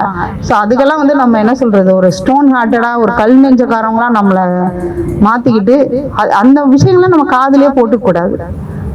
நம்மளோட வேலை நம்மளோட அறிவை வளர்த்துக்கிறது தான். அறிவு தான் உங்களுக்கு ரொம்ப முக்கியம் நான் சொல்லுவேன். ஸோ இந்த விஷயங்களுக்கான காரணத்தை கண்டுபிடிங்க, நீங்களே கண்டுபிடிங்க. யார் இதை பத்தி எழுதியிருக்காங்க, யார் பேசியிருக்காங்க, ஏன் இது தொடர்ச்சியா நடந்துகிட்டே இருக்கு, எல்லா வீட்லயும் ஏன் நடந்துகிட்டு இருக்கு அப்படிங்கிற தேடலை நீங்க வளர்த்துக்கும் போது அது உங்களை எங்க கொண்டு போய் சேர்க்கணுமோ அங்க கொண்டு போய் சேர்த்துரும். அப்ப நீங்க ஒரு லீடரா மாறிடுவீங்க நாளைக்கு. இப்போ நாளைக்கு நீங்கள் பார்த்தீங்கன்னா மற்ற பெண்களுக்காகவும் மற்றவர்களுக்காகவும் நீங்கள் குரல் கொடுக்குற இடத்துல நீங்கள் நகர்ந்து வந்துடுவீங்க. அதுக்கு தான் நிறைய வாசிங்க, நிறைய ட்ராவல் பண்ணுங்கன்னு நான் சொல்கிறேன். இப்போ இதெல்லாம் ஒரு சின்ன பிரச்சனைன்றது உங்களுக்கு புரிஞ்சிடும். ஏன்னா இந்த சமூகத்துல நம்மெல்லாம் இன்னைக்கு உயிரோடு இருக்கிறதே பெரிய விஷயம் நான் எல்லா இடத்துலையுமே சொல்லுவேன். ஏன்னா உங்களுக்கு யாரும் கள்ளிப்பால் ஊற்றி கொல்லல, இல்ல ஸ்கேன் பண்ணி நம்மளை யாரும் கருவுல அழிச்சிடல, பெண்களை சொல்றேன் இல்லையா? இல்ல நீங்க ஒரு ஒடுக்கப்பட்ட சாதியில இருந்து வந்திருந்தா நம்மளை யாரும் நம்ம ஊர்ல அடிச்சு கொல்லல. ஓகே, பெண்களுக்கு தான் இந்த சவால் ரொம்ப ஜாஸ்தி.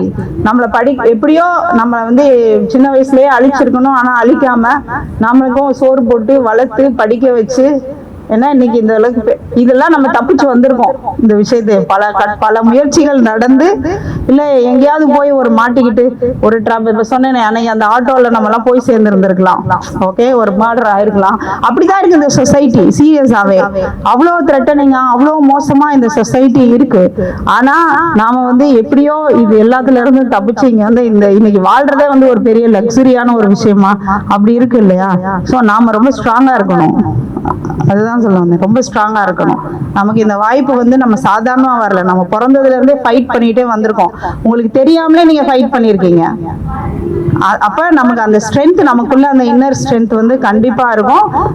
அது பயாலஜிக்கலாவும் சரி, இமோஷனலாவும் சரி, பிசிக்கலாவும் சரி, மென்டலாவும் சரி, women R more stronger then men.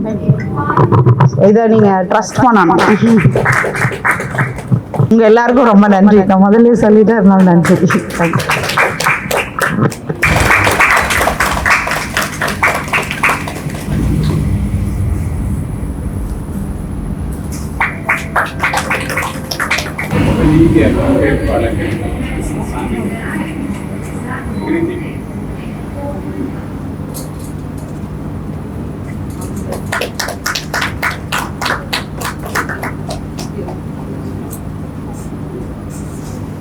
Harisha. Our friends. Right.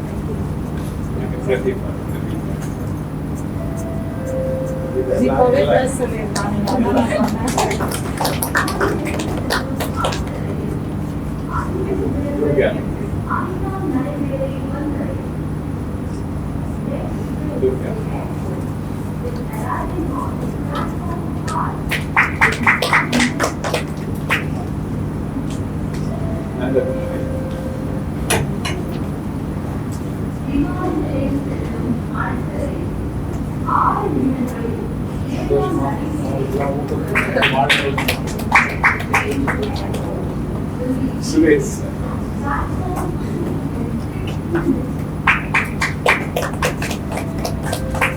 Sangeet.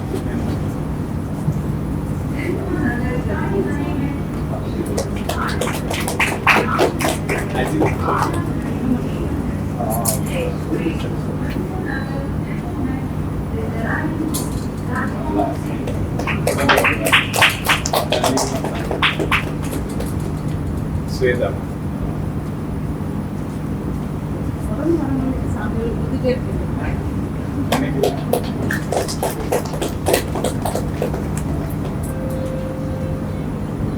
Sneha.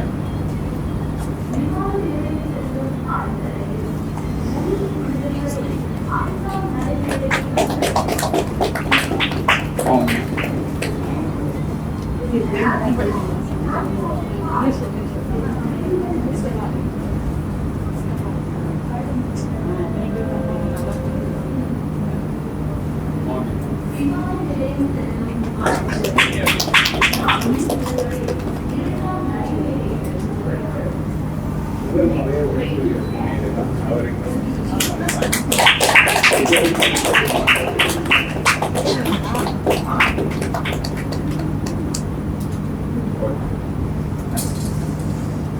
Thank you so much.